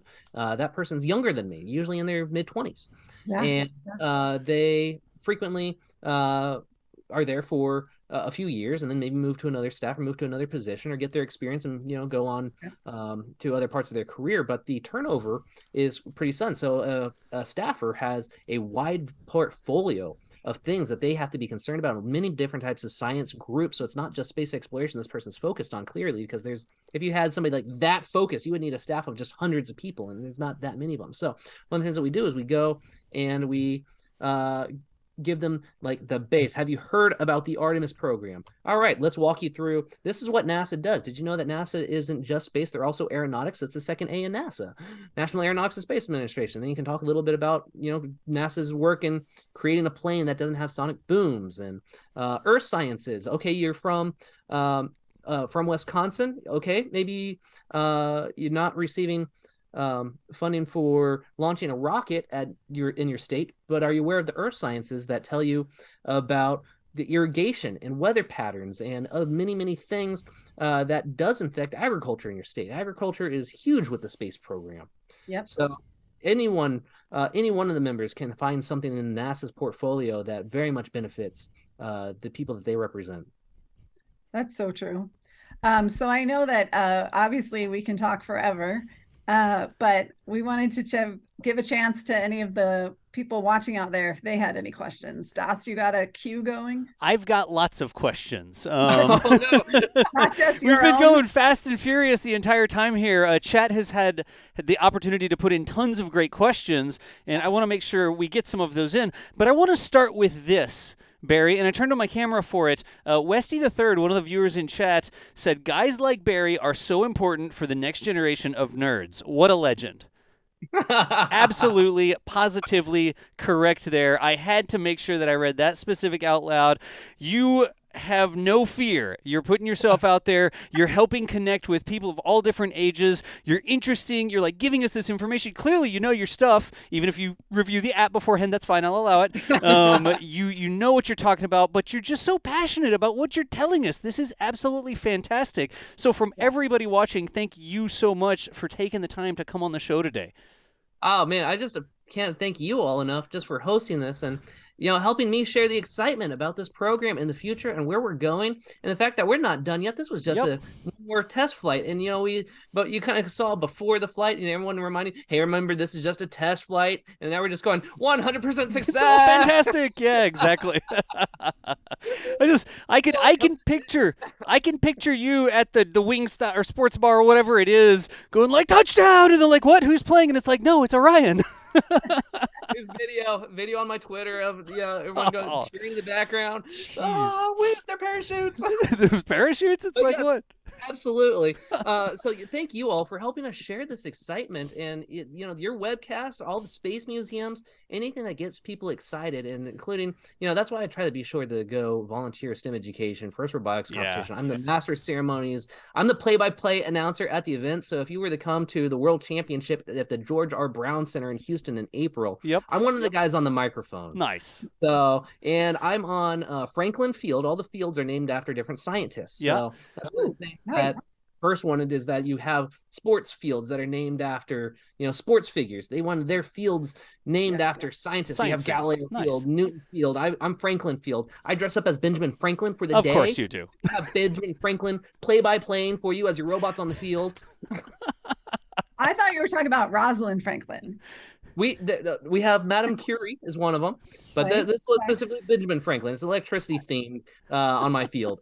Okay, I'll allow. Oh, geez. Well, let me do this. I have an entire queue of questions. There's absolutely no way we're going to get through all these questions, but I'm going to see how many I can get through here. Some more technical, some more general, but let's go through some. This is where I give the caveat, reminding everybody that I don't work for NASA. I don't work for Boeing. I'm not on the SLS rocket. I'm an MBA. I'm not an engineer. That's okay. I make schedule. So, okay, now that we've prefaced that, hit me with it. Yeah, so during the Apollo days, the capsule would traveling at nearly 25,000 miles per hour. I saw the Orion capsule traveling at 5,000 miles per hour. I think there's a significant disconnect there, and it may be related to the live telemetry showing like how fast it's currently going. So for people that were sort of confused about Orion and the speed of it when they saw that telemetry, Orion goes lots of different speeds, right? Yeah, absolutely. And it's a really great question, because I had that same question too, because I didn't know, at different points of the mission, how fast the spacecraft is going. And also you got to keep in mind, speed is relative to the location where you're measuring it from. So one of the questions that like us employees had is, we see this thing popping up now. Is that relative to Earth, or is that relative to Moon? Or, what is that 5,000 miles per hour compared to what? And we were told it is Earth. It does go different speeds on different points of the mission. Otherwise you just zoom right past the moon, right? But when it re-entered, it wasn't poking along when it re-entered. It came in hot. Oh yeah, it was going 24,500 miles per hour as soon as it hit the heat shield hit the atmosphere. Yep. Great question. And by the way, some of the milestones we got to talk about. Sure. Since we're here anyway. We're talking about speeds. You got to talk about distance. We got as low as, I think, 80 miles off the surface of the moon, and as far as 40,000 miles away from the moon on the opposite side of Earth. So the moon is about over 239,000 miles away. And we went 40,000 miles beyond past that. So this is a crew-rated spacecraft that people can sit inside. Furthest from Earth any spacecraft created for crew has ever gone. Right. The last milestone was Apollo 13, because they had to do this emergency slingshot motion around the moon in order to return, because they had an explosion on their service module, so they had to abort the landing, and they had to get home. So they made this off nominal trajectory around the moon for a free return. So that was the previous at the time. Yeah, previous record. And that one still has people on it. So we got to go break that one, and we will. Artemis II will break that record with people on it. Right. Yeah, that was one of the things, like, I'll talk about it on social media. It was like, oh, the furthest spacecraft been, and the people are like, well, actually, the Ascent module left lunar orbit, and da-da-da-da. Well, the Ascent module was not rated to have people in it in that situation. Like, that's not a thing. Yeah, I mean, you can say actually as long as you want, but the big actually there is Apollo 13 had people on it. We're going to break it with Apollo 2. Right. There you go. Sorry, Artemis 2. Well, Apollo 13 had people. We're going to break that record with Artemis 2. With Artemis 2. There's going to be more discussion. Right. Speaking of that, is your team already working on Artemis 2 heat shields production, et cetera, et cetera? Oh, yeah. We are very far along with Artemis 2. We are well over halfway done with the spacecraft. Right. And the heat shield is nearing complete. The forward bay cover is nearing complete. It'll be installed. Both will be installed this year. You were showing some really cool pictures just a bit ago of the direct field acoustics testing. Yes. And that's coming up this year as well. And that's actually, I could go. We have the option. Do we want to talk about direct field acoustics testing, or go answer some more questions? Because I could go on about that for a while. Well, tell us about this real quick. This is the direct field acoustics testing picture, right? Yeah, I love this picture. So this is like right between everything's installed. In fact, the back shells there are temporary installed. We got to take them off after this test. But this is like all parts are on the spacecraft, and we have a subcontractor come in and stack up speakers. Now, how many speakers are around this thing? Those are speakers? Like stories of speakers surrounding the spacecraft. So if you can imagine going to a concert, if you took every single speaker away from that concert and stacked them up and then multiplied that by 2, that's what you're looking at there. Whoa. So we are blasting sound. This is the direct field acoustic testing, blasting sound. And we do this for both the crew module and the service module. And we're testing to make sure that it's able to withstand the acoustics loads that it will see on launch day. Right. So literally they just turn up the speakers. What do they play? Like rock music? Like we've had a lot of discussions on what we should play. Right. It's probably just frequency. There you go. We've definitely decided it needs to be heavy metal of some kind. I'm not going to try to sing heavy metal lyrics here on the show. So this is coming up for Artemis II, or the Orion capsule to be used in Artemis II, correct? Yeah. What you're looking at there is Artemis I. Right. Artemis II is reaching this milestone soon. Gotcha. This year. Reaching this milestone this year. I'll try to stay off of committing to dates right now for the program. Sure. This year. Oh, I was just going to say, where is that testing taking place? The acoustics? Yeah, that's all at the Kennedy Space Center. All the parts for the spacecraft is at the Kennedy Space Center. The service module, the crew module are both there. They've both gone through initial power on functional testing, getting closer and closer to completion of both service module and crew module, to where we'll stick them into what we call the fast cell. Final assembly, something testing cell of the Neil Armstrong Operation Checkout building at the Kennedy Space Center. Yeah. Made together, and then do some more testing to it and integration before we send it out the door and give it to NASA. Nice. You know that acronym works, right? FAST, F-A-S-T. You said something. Something, yeah. Yeah, something testing. It could be Something ST, testing. like something testing. Final assembly, something testing. Like, yeah, that spells fast. Let's see here. I'm going to grab some more questions. I mean, I have a whole stack of questions here. Building. So there's a couple different parts of this, right? And maybe you can give us a little insight. Like, what is the hardest part of the heat shield? Is it actually producing the tiles? Is it applying the tiles? Is it testing something? Like what is the longest part of that process? We're doing the electrical work right now on the heat shield. So after you complete the bonding portion of it, and by the way, the heat shield's made in multiple different places. So okay, started all the way back at our Lockheed Martin facility in Denver. You have a skeleton inside of it that's made like of titanium, right? Because things that's lightweight but also extremely hard, and it's taking the brunt of the force of re-entering. Right. And then you have a composite over it, and then you bond the blocks on top of that. And then you flip it over. Mm-hmm. And you actually before you do all the blocks, you actually have to match drill the back shells to the heat shield. But then afterwards, you bring it over to install the electrical components to it. And there's a antenna inside of the heat shield that matches to the antenna inside the service module. Okay. So one of the things that I'm like very much hoping is that if that antenna worked, you'll be able to get video from the service module after the Orion spacecraft has disconnected from it, assuming the 2 gigahertz the two antennas are talking to each other. Okay. So it's one of the things that it's recorded inside the crew cabin right now, and we're not going to know until we're able to go, get that data from the spacecraft. Right. But yeah, what is the most difficult part? We feel pretty confident in building our heat shields now. We built enough of them that I would not consider the heat shield one of the most difficult parts about the spacecraft at this point. Okay. Like you understand the materials, you understand how to bond it and make sure, like, I don't know, when you do a static fire, they don't all fall off or whatever. You have that experience with the material, right? Yeah, absolutely. And it's, I would not consider the heat shield the riskiest part of the spacecraft. Let's just put it that way. Gotcha. Okay. All right. We also the heat shield by itself. You actually showed one of the pictures of it next to a giant oven. You probably didn't realize what the picture was when you displayed it there, but there's a giant oven / freezer inside of the Neil Armstrong Operation Checkout building, and we stick the crew module, service module, and heat shield separately inside of that thermal chamber, so we can do some testing to each one individually to make sure that they can take the freezing temperatures as well as oven level temperatures. You could bake a whole lot of cookies inside that chamber. Is it that one? Very good. Did I guess that's the correctly? one. That's an oven. That is an oven/freezer. No kidding. I wish I had an oven/freezer. Yeah, right. What a bonus.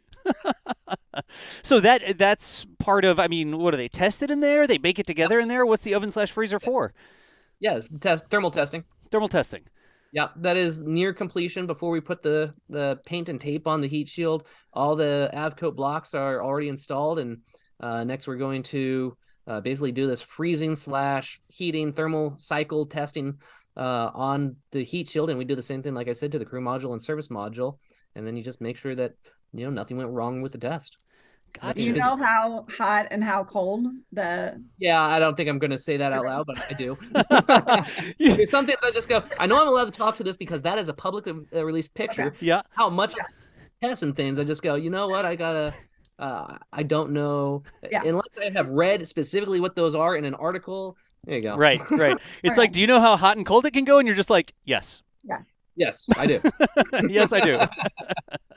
Doss, can I ask one more follow-up? Of course. For the one that just flew, besides just like what I would imagine is just giving it the once-over and really trying to see how all the thermal stuff performed, are there like specific tests or analysis things that you do also after the spacecraft has flown?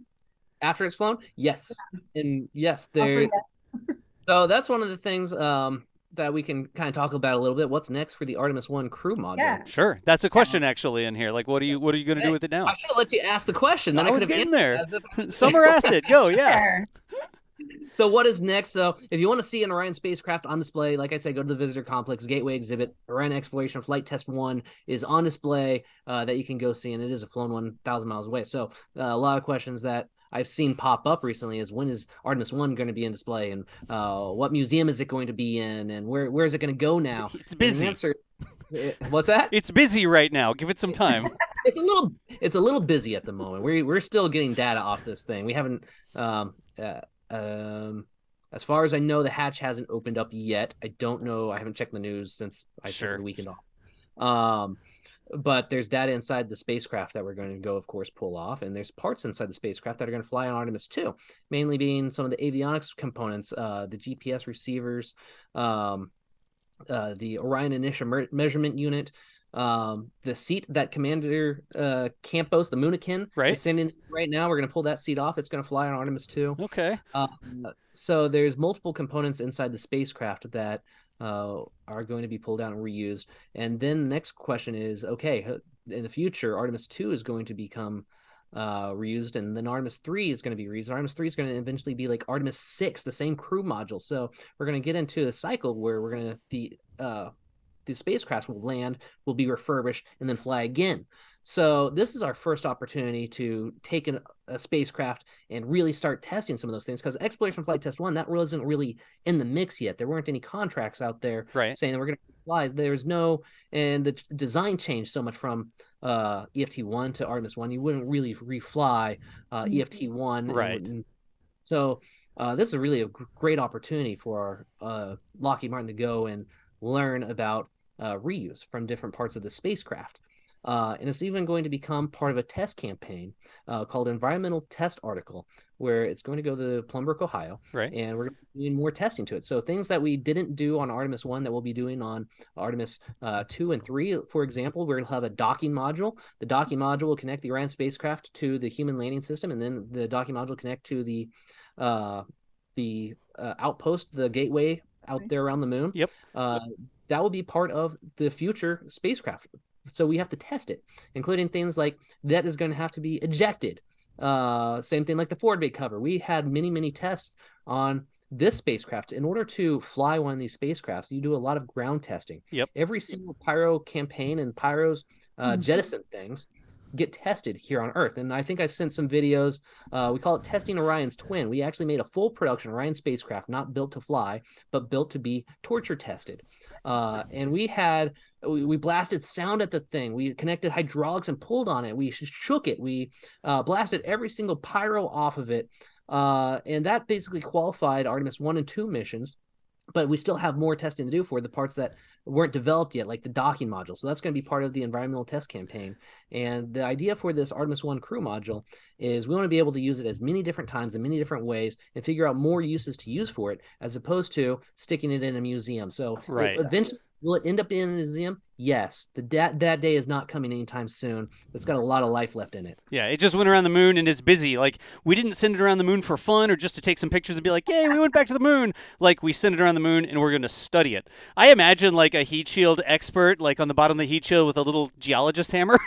Yeah. like testing okay, what's the flakosity of this or whatever? Like, I don't know what the actual terms are for heat shields, but I've heard that there's like a tarp under it, so when we move it around, it's hard on the bottom and parts are falling off, and like we're not just like laying on the ground or something. We're actually recovering those parts. You recover the parts that fall off, right? Gotcha.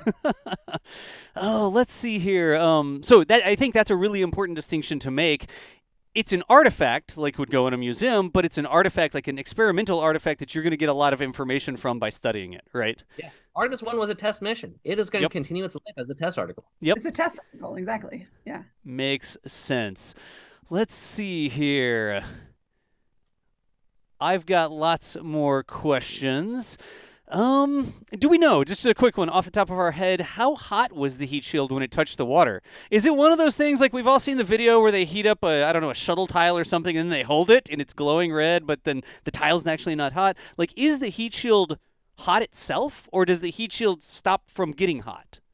It's quite warm. It is quite warm. It's had a little bit of time to cool off because, it uses the heat shield portion at the top and of the atmosphere.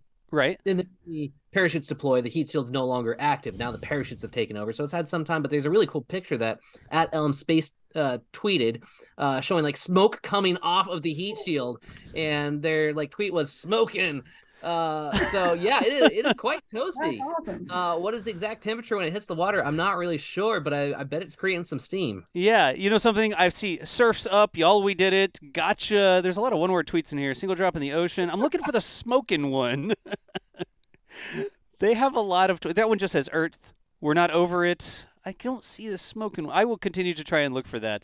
Chad, if somebody finds that, like, let me know that you found the smoking tweet. But that was a question. Was the heat shield still hot enough when it dipped in the water that it would, like send off a bunch of steam? And it sounds like that's true. I think the majority of what you see is the spray from the impact, the 30 miles per hour, giant, 1,000-pound something hitting the water. You see a bunch of spray. So I'm not sure you see the steam. But yeah, it's warm. Nice. Hey, we've got Michael Baylor here today helping me with the stream, and he has found this. This is the smoking tweet right here. There you go. Yeah, there you go. Awesome.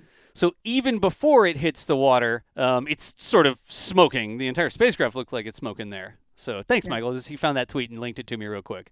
Love it. Great picture. All right. Excellent. Let's see here.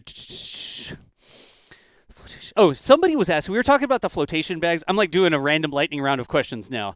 Sure. We were talking about the flotation bags, and it had different stability modes. Do the flotation bags open, or I guess inflate no matter what? Or do they only inflate if it's in certain orientations? Is there an order that they inflate in? They inflate no matter what. Okay. There are 4 that inflate immediately, and there's 1 that's a delayed inflation. Okay. God, does that like make it, if it's on its side or unstable or something like that, like 4 inflate and then the last one pops it over or something maybe? I don't know. You know what? I don't know. Okay, gotcha. The answer is probably yes. They've done tons and tons and tons of testing at Houston Johnson Space Center and the Buoyancy Lab.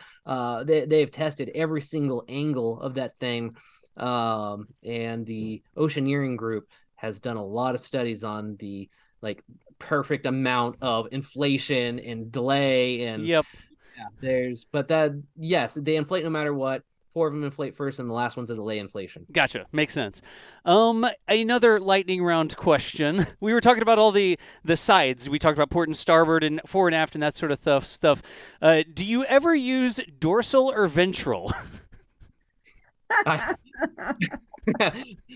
Great question. No. Next really? question. No. Shucks, because okay, this is somebody I think that knows me and my Kerbal stuff, because I would always explain, like if you have a spacecraft, right? This is like the little capsule, and then you have the service module behind it, and then the rest of the rocket. I would always explain it like a shark, and there's like a shark with like teeth and stuff, and then the dorsal side, the upside of the spacecraft was like the dorsal fin on the shark. So I would say you have to understand which way is up on your spacecraft, and I would use the dorsal fin of the shark to explain which way was up on the spacecraft. But apparently they don't need that when they're real astronauts. That's okay. Everybody knows what a shark looks like. Fascinating. Dorsal side. I'm gonna start implementing that. I'm just gonna add it in the charts and make it sound like it's a real thing. Like it's a real thing. Because you know the way a shark sort of swims, and you're looking at your spacecraft in Kerbal Space Program like, oh, which way is up and down? And I hit the W key, but it went up. What happened? It's because you didn't know which way was up on your spacecraft. Everybody always like, oh, there's no such thing as up in space. There is up in space relative to your spacecraft, because you need to go pitch up versus pitch down versus yaw versus whatever. Rant over. I'm done. That being said, the space shuttle, for instance, orbited upside down and backwards. Right. So you can orient in any way, but you need to know on the space shuttle itself that the windows are on the top. You don't enter windows first. Windows are on the top, but they face the ground? Sometimes, but not when they come down. And not when it lands, for sure. Sure. Majority of orbit. It flies backwards, so all the micrometeorite debris hits the engines and not the windows. Engines and not the windows. Nice. It's important. Like, it all depends. Like any good scientific answer, it depends, right? It depends. Zenith and nadir. Is there any concept of zenith and nadir like on the space station? There's a whole discussion about this, apparently. Man, I miss a lot of the... Not that I am aware of. Okay. You're gonna have to explain that one to me. What is zenith and nadir? Zenith and nadir are the directions that they use to orient themselves on the space station. So there's the zenith side that points up towards the sky, and there's the nadir side where the ISS, the cupola, normally points down towards the Earth, and the ISS with gravity and blah blah blah gradients and stuff, and thrusters and CMGs keeps itself in that orientation where zenith is always up and nadir is always down, unless where spacecraft starts to fire a thruster and flips it around. Right. Anyways. It's directly overhead. Like, there you go. The spot directly overhead is the zenith, and then the nadir is the opposite. Oh, did I say it wrong? Is that in astronomy as Is it nadir? It's not nadir? I think it's nadir. Okay. I will take Summer's word for that. Something today. I know. Great. Maybe chat's correcting me as well. They're like, what? He doesn't even know how to say it. All right. Let's see here. Can we link your socials? We've done that before, but Lionel in chat was saying they'd love to follow Barry, and they want to make sure they can know where to find Barry. So on Twitter, Barry, we had linked those up, didn't we? I've got Bonzac, Bonzack. And phonetically spelled Bonzack. There's the link. Marito, one of our mods, is putting those links in chat. And if you follow that link, Barry, you tweet out other things from that Twitter. Is that like a clearinghouse for stuff you do? Is that a good spot to follow you? Yeah. I talk about robots, space, and UCF football. Gotcha. Robots, space, and UCF. National Champions 2017, Space U. Got it. All right, so make sure you toss Barry a follow on there. That was an actual question. It's not like a made-up thing, so that we can just talk about your socials real quick. Somebody talking about the skip maneuver. How much do you know about the skip maneuver, where it sort of skipped off the atmosphere and came back in?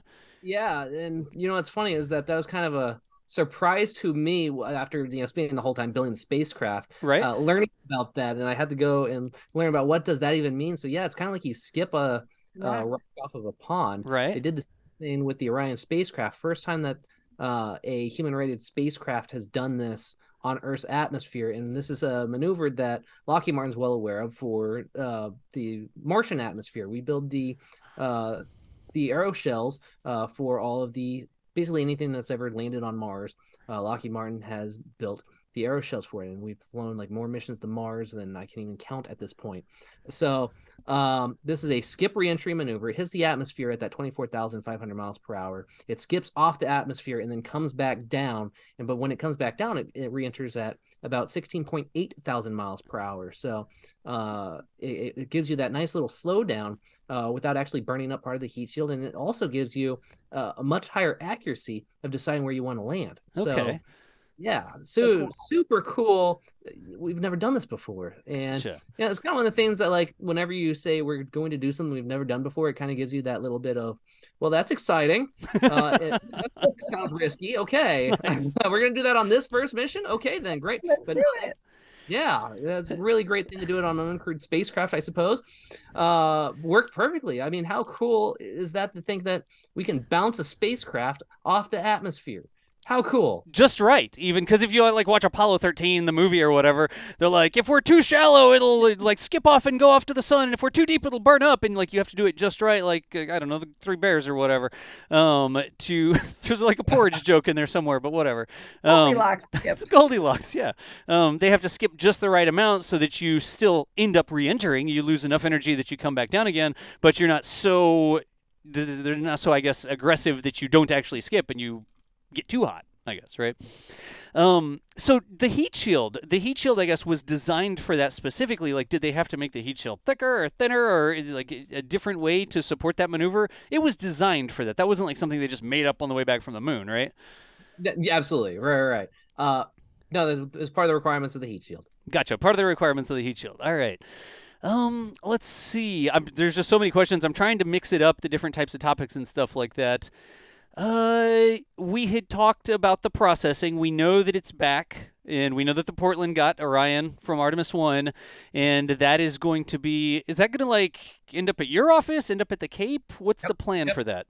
Coming back to the Kennedy Space Center. Coming back to the Kennedy Space Center. Okay. And from that, there'll be, like we already talked about, you're even gathering up pieces of the heat shield that flake off as it moves around and things like that. Like everything, every piece of that spacecraft is important for science and engineering, the next one, correct? Absolutely. And then when it returns back here, it'll go to the multi-payload processing facility at the Kennedy Space Center. And like I mentioned before, that is where we'll be able to take parts out of it to then reinstall into Artemis II, and then it can go. Other parts will go to other places, other space centers, and do some testing to individual parts before you send the entire spacecraft to become the environmental test article. Gotcha.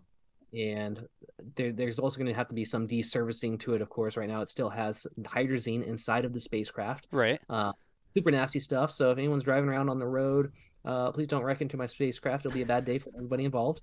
Please don't wreck into my spacecraft. All right. So still, like we've talked about that again, but there was a specific question. Y'all have a lot to learn from it. Let's put it that way. Here is a follow-up question to that. Is the design for Artemis II locked in? Like, you're not going to change the shape of tiles or anything like that. You're already making this second heat shield, correct? Yeah, it's already near done. We're already working on Artemis III at the Kennedy Space Center. Artemis IV is at the Michoud Assembly Facility right now, being welded together. It's going to arrive at the Kennedy Space Center this year. And Artemis V, AMRO tweeted, one of the sections of Artemis V. It is a real spacecraft partially already. Wow. Metal's already being cut on Artemis V. Wow. To be sent to the Michoud Assembly Facility. So, yeah, rocking and rolling, man. All right, good deal. So let's see here. I'm just continuing on with this. And again, don't crash into the spacecraft if you see it driving around. So no big. Okay, there we go. There was the question I was trying to get to. You've already almost finished the second heat shield in the spacecraft. The first heat shield came back. The spacecraft came back fine. Like, it's been recovered. It didn't burn up in the atmosphere or anything like that. It seems unlikely, and you don't have to answer this question, I will answer it, that there'll be any massive changes required for the heat shield because we already got the spacecraft back. Jack was standing right next to it, right? Yeah, and at this point, the Orion spacecraft is under what they call the OPOC contract, Orion Production and Operations Contract. Okay. The design is becoming more and more set every day, and less engineering changes. Artemis III is going to be Artemis IV is going to be Artemis V. It is you build this spacecraft and then you build that spacecraft again type spacecraft.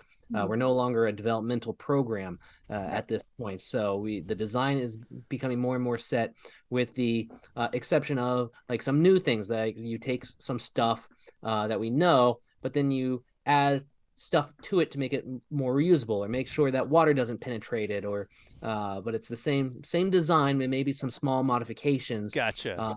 There's some things like the docking module is going to be new that didn't fly on Artemis 1.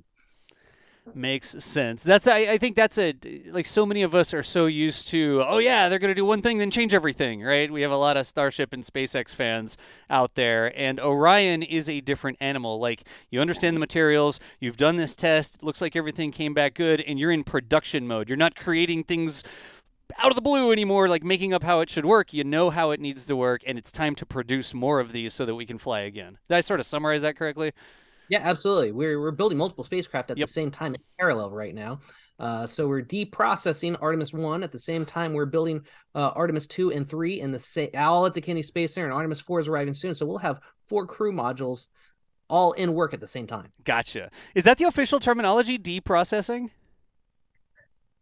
I don't know if there's an official term. Okay, but that's what like you would use it if you were I don't want making to say yes to any word official. You would use it in a PowerPoint. Like, you would be like, okay, and deprocessing now. Like, you would put that PowerPoint up on the screen.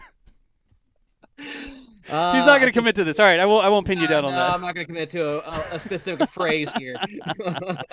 We get a ton of like grief in the YouTube comments when we say destack, and everybody's like, "Oh, there's no such thing as destacking," and then we point them to the NASA documents that say destack in them, and are like, "We use the actual terminology NASA uses." So you said deprocessing. That's why I asked that. I want to do it. There is a word. There might be. I'm not on the reuse team, but there might be a real word for it. I'm going to go with deprocessing. I like it. It's not reprocessing. It wasn't processed in the first place. So I want to do a thing, and I hope that this is cool. We're actually running out of time here. We've got all of these pictures that Jack took, those members program pictures that not everybody has seen. You probably saw some of them on the stream. But there were so many things in here that I don't know what they are, and Barry, you know what they are? Before maybe you do know, you were like, oh yeah, that's this window and it's got this coating on the outside and this on the inside. Can I just ask you what a couple things are that I see in these pictures from Jack? If I can, sure. You could just say not sure. That's an excellent thing to say. It is okay not to know things. Yes, the is so true. program is made up of thousands and thousands and thousands of people that are very good at their one little part of the spacecraft. Right. But not everything. I'm just gonna hop over here this way and start with this one. This, you talked about the windows and the thrusters. And what were the little silver things again? Yeah, that was for the electric static discharge. It goes over the silver tape. Gotcha. So that like connects different things together, or it makes it one big. They're not connected. It's basically, I'm pretty sure they're not connected together. This is one of the things that I actually was asking questions this week about. Not something that I work on. But yeah, you want to be able to know things that like you can see it from the outside of a display of a museum. So that's like, I need to go learn a bit more about this myself. But from what I am told, that is, let's say there's a static type electrical event in space. Right. It'll help direct it away from the spacecraft. Gotcha. Okay. How exactly does that work? Ask a physicist. But these parts here, the gold foil is different than the silver foil. Is that actually gold foil? No, it's this same. I showed the tile. Here you go. It's called Cyax tape. Here we go. Stuff. Ah, it's burnt up this stuff. Gotcha. Okay. So in some places that's like peeled off a little bit, but that's normal for the spacecraft, I guess. Like, you don't see all the letters and stuff like that, right? The letters are the stamping on the black tiles themselves, and the silver tape goes over it. Gotcha. Okay. Are these speakers? They're not speakers. Clearly those must be some sort of vents or something like that, right? I will go find out. Don't worry about it. Let's go to some bigger things. There's also things like umbilical. Go back. Oh wait, go back. Well, I just thought the whole picture, if you zoom back out, it really looks like a robot or a transformer face. Oh, it does. Yeah, I think it looks like Batman mask. A Batman mask. Nice. We call that panel F. Panel F. Axial panel F. Gotcha. F Batman. And this is some sort of pass through into the things. Did y'all have anything to do with this, or you have to like make a seal around it, or? Yeah. And that is the umbilical. So that is where I'm pretty sure of it, that this is the umbilical that connects to the service module. So multiple things pass through here. The avionics boxes are located inside the crew cabin. So if you push a button in the crew module that, like, say, fire a thruster on the service module, electrical pass-through goes through the avionics boxes inside the crew module, outside through the crew module down into the umbilical down into the service module. So the electrical pass-throughs go from avionics out, but then fluids go from service module in. So the oxygen, the water, any of the fluids that go into the crew cabin go up through the umbilical and through the pass-through and to the astronauts. Gotcha. Are these tiles here the same as the other tiles? Like, is this part of the back shell? Like, what do you term the tiles that are around this? That's a good question. I am not sure what that is made of. Okay, there might be TPS tiles. Those are called, thermal protection. Yeah. Tiles on that as well. Good question. I believe the answer is yes, just by looking at it. But I need to go look. Gotcha. And then I got one more that I was looking for. Let's see here. You said there were 2 parts to the windows, right? Or it's like a whole sandwich of windows. There's like an exterior part, and like how many layers are there in the window? Oh, that's a good question. I know that there's a pressure pane, and I know there's a thermal protection system pane. Gotcha. How many more panes in addition to that between those inner and outer ones? It's a good question. And it's funny, as I know I've looked at that multiple times and helped, with the process of installing them. But that's the main thing to know, that inside there's a pressure window, outside there's a thermal protection system window. Gotcha. Okay. And seals and things in between both. So that way any one could crack and you'll still have a pressure seal. Makes sense. There were a ton of specific questions in chat about, this specific part, that specific part. So I tried to generalize them. Y'all, if I got one of your questions, I tried to sort of like ask more general questions. But the specific questions about, what's the exact gravity of this and that and the other, that's not something I can answer on the stream. So there were a ton of super technical questions, and I was trying to get over a couple things without going too deep in things that are going to make the police knock on my door. Exactly. Yeah, we're proud of our taxpayer paid spacecraft, and we want to be able to keep flying them, and other countries that didn't contribute can catch up. Okay. So Barry, how are you feeling? Like, we have Artemis II coming up. You're already working on parts for that. Is the general feel of things that it's going well, like everything's popping along, or how are y'all feeling? Very excited. I know that at some point this year, I don't know the date, the astronaut crew for Artemis II will be announced. Don't know who, don't know when that will happen, but that's the next major thing I'm really excited for. Yeah. Who will be flying on the spacecraft. Excellent. I've heard that it will be one Canadian will be on board Artemis II. I would expect that there'll be a female astronaut, but I haven't heard that for certain. I expect that will be the case. Okay. So I'm kind of thinking like I should create like a board of some kind with all the current astronauts that are active and like pick your crew. Put the little pin things, the little string going from here to there, and like figure out. It might be a fun game online. Geez, we should do like astronaut selection bingo. We do a stream bingo sometimes, and when somebody mentions something like, they mentioned shuttle bingo. Like NFL fantasy football draft style. Astronaut draft. Who's on your fantasy draft? Oh, geez. But, y'all, that is going to bring us here to 5 p.m. Eastern Time, the end of our show for today. Barry, I cannot say thank you enough for joining us. You were an absolutely fantastic, knowledgeable, interesting guest. We will have you on the show anytime your PIO says you can come. I appreciate it. I very much appreciate both you all for hosting this. And man, I sure would love to go up to the Intrepid Air and Space Museum someday. It's on my list of like the top 3 places I want to go. Nice. It really is cool. Nice. Thank you so much for having me. It's been great talking with you. Yeah, absolutely. Folks, make sure you toss a follow to Barry on his Twitter. We've got those links in chat. It's just twitter.com/Bonzack, Bonzack. And all the different things that you get into, the first robotics announcing that you do, all the things that you're involved with. Barry, thank you so much for being a wonderful human being who is excited about what you do and help other people get excited too. And follow at LM Space as well. At LM Space. Okay, yeah, we'll get the company in there too, I guess. Oh, geez. But also, folks, we had Summer Ash on the show today. Summer, thank you so much. Hey, I'm just happy to geek out with both of you. This was such a fun show. Like sometimes it's like, oh yeah, what are we going to talk about? And today it's just, let's talk about everything. There's so many different things to talk about. But for now, y'all, that is going to be the end of this month's Astro live show. Remember, the shows don't just happen. They're made possible through the NASA cooperative agreement awarded to the the New York Space Grants Consortium. Wow. I usually don't mess that much up so much. I can't talk because there's another stream happening here. If you're still watching the channel and you're interested in what may be happening, the rest of the NSF team is set up to do that first launch of Rocket Lab out of Wallops today. So that stream, think they're tracking some weather things. You know, the weather out there in Wallops in the winter is always a thing. But pay attention there. There may be a stream that starts right after this one. I haven't seen anybody tell me that stream is not happening yet.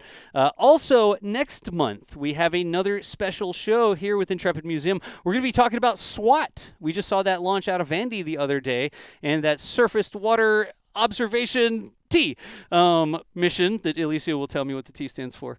We're going to be talking with experts from that mission here next month about the satellite that just successfully launched on that SpaceX Falcon 9.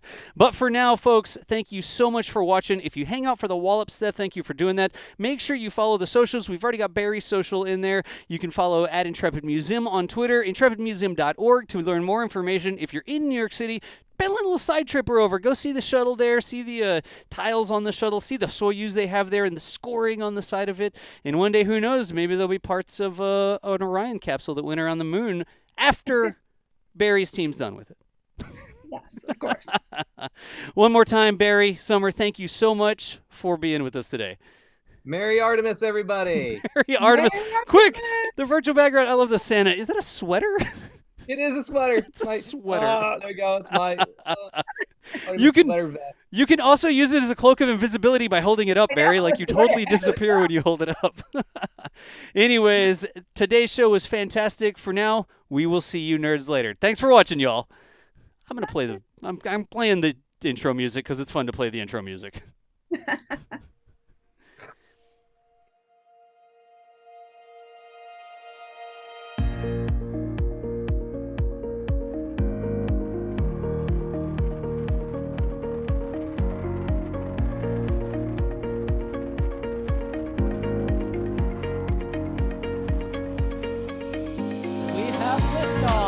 Propulsion continues to be normal. RCP chamber pressure looks good. Toggling up. Roger, roll, Atlantic. Water towers can fly! Tango Delta nominal. Flight down, feed off. Bring in, feed off. Yikes. You bet. Concur. We don't need any more of these.